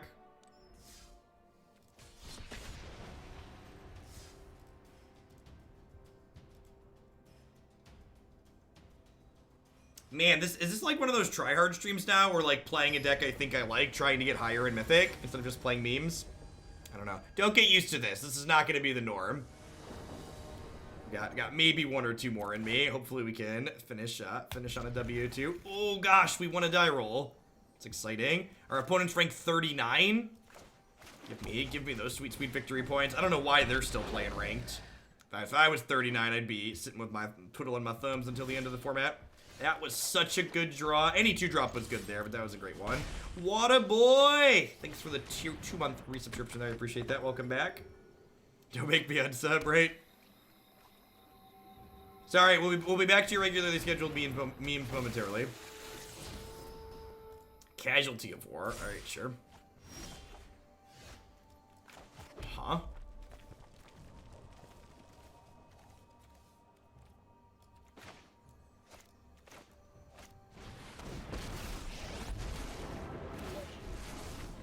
I adore an audience. I'm just passing here.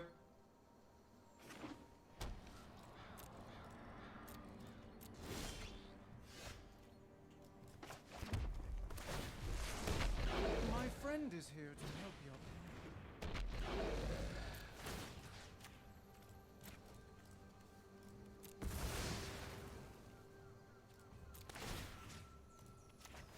Alright, so how about if we do 4 to your face, you sacrifice a creature, you lose 2 life, and then I'm going to cast this Judith and attack you for 2 more.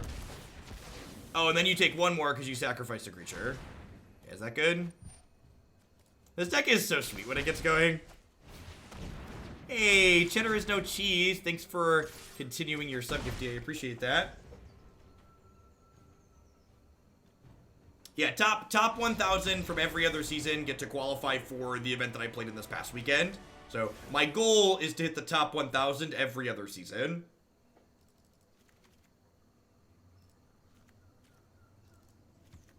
Are they a Land War Elves deck? They're probably a Land War Elves deck, right?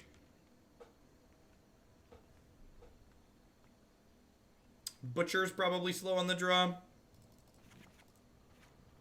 Maybe I don't want the shocks. This is 27 creatures.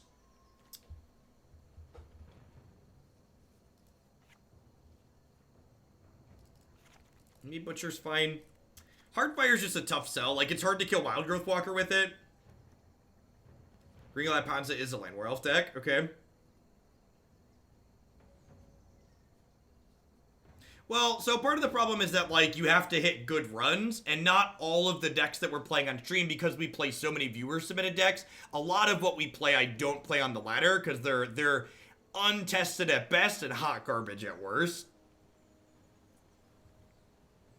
Also, like, Magic's a game that has an incredible amount of variance in it, so, like, if you hit bad runs, you're just not gonna have a good time.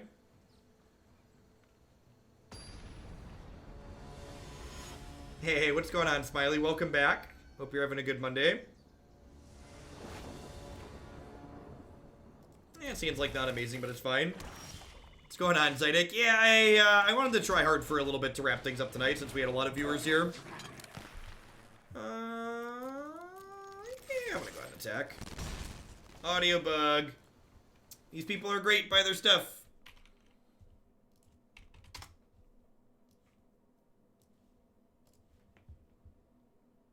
These people all so great. Buy their stuff.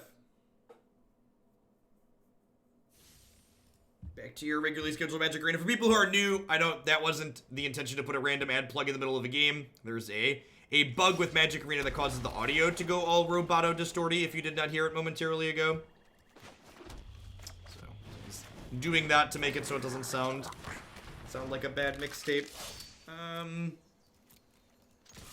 You could maybe make an argument for waiting on this in case they have Jade Light Ranger to kill it, but if they don't, I'm happy to attack them.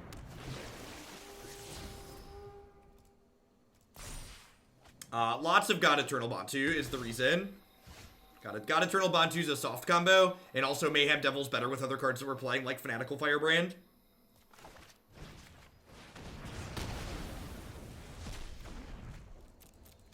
Yeah, this deck definitely has more play to it and places to get punished than a deck like, say, Mono Red.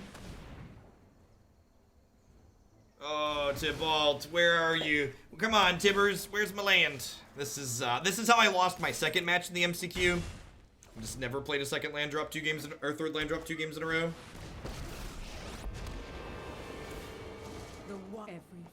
If we miss next turn, we're gonna concede. We're gonna be too far gone at that point against a Vivian Reed. Alright, in it to win it.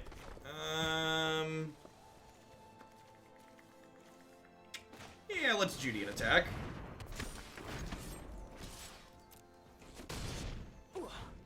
Now we're getting started. No one knows the wilds like I do. This deck lacks velocity to minimize. Can you use actual English instead of a string of buzzwords, Mamuk? What on God's green earth does that mean? This deck lacks velocity to minimize non-games. You don't see enough cards. You need to put more tempo in it. Like, what do you, like, so basically any deck that's not playing up light up the stage lacks velocity by what you mean? Or you mean there's not enough card selection? Or like, again, just focusing and it frenzies when it floods. Well, we have God-Eternal Bontu for when we flood for similar reason, Mr. Muck. Yeah, probably did at this point.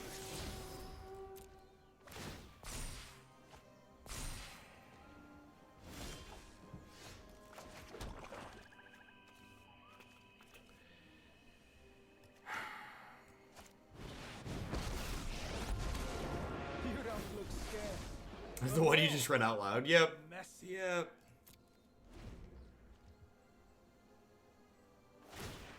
You can't stop nature.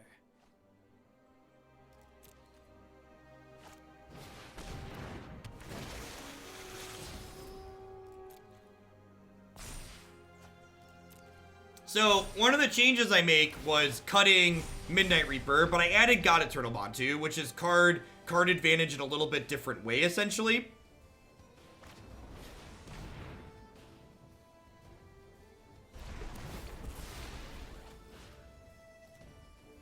Hey, Barman. Thanks for the 4 months. I think we're dead here.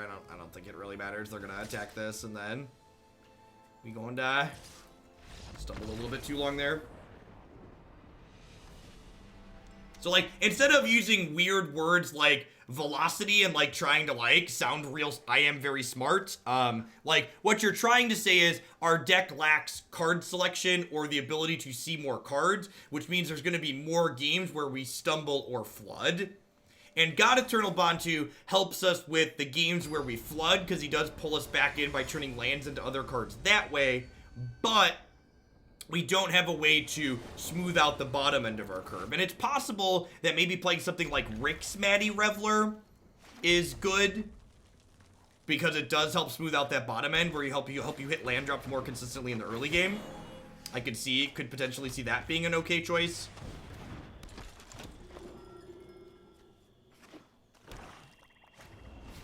I mean, like, what I asked you to do has nothing to do with, like, I'm just not gonna get into it. Never mind. This is not a worthwhile.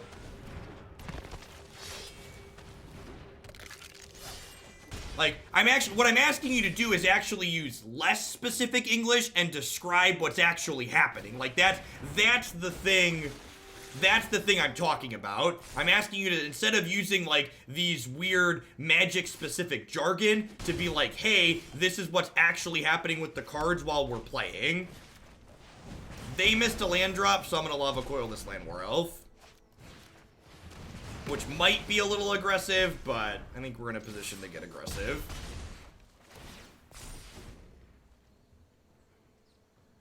Yeah, Bontu and Mayhem Devil playing around Cry, I think, is a big deal.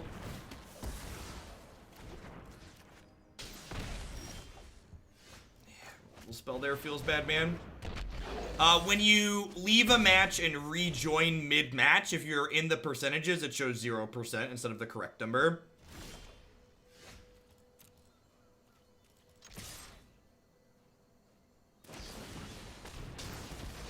Alright, hoping for a Bontu. And, like, again, going back to the Midnight Reaper versus Bontu discussion, in games like this, where, like, we draw Midnight Reaper off the top, it's not very useful, whereas, like, Bontu off the top here is, like, super useful.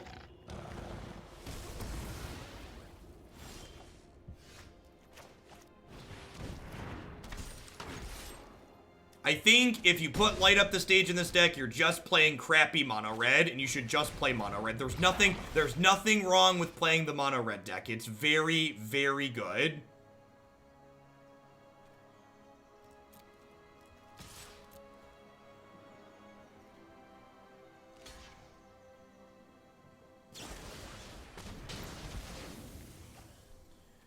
Oh, that's unfortunate.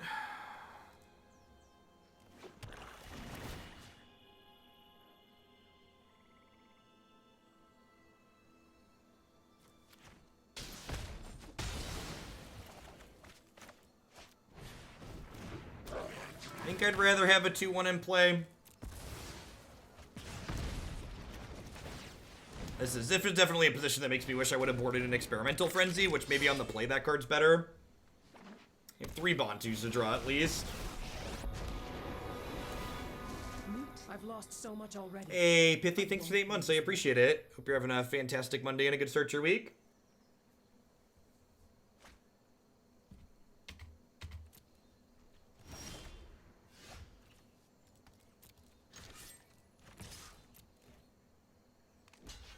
And there's no point in holding lands in my hand, because if we draw Bontu, I want as many lands as possible in play. Come to me.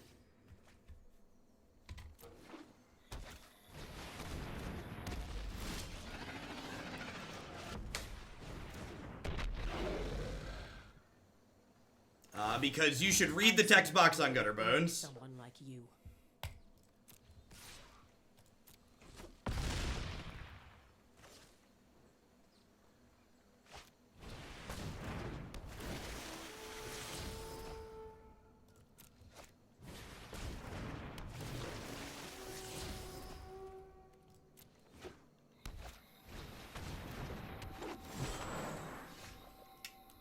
So that's how Magic goes.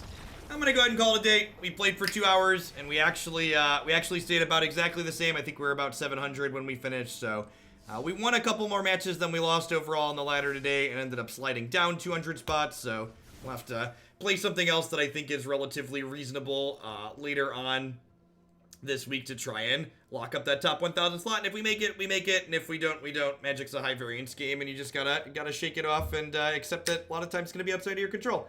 At any rate, thanks everyone for watching. I really appreciate it. Remember, if you want to see more content from myself, you can check out my website and my YouTube channel, magicesports.net or youtube.com/Jeff Hoagland. If you want to stay more content here, watch it on Twitch. I'm going to find someone else streaming some Constructed to give a host to.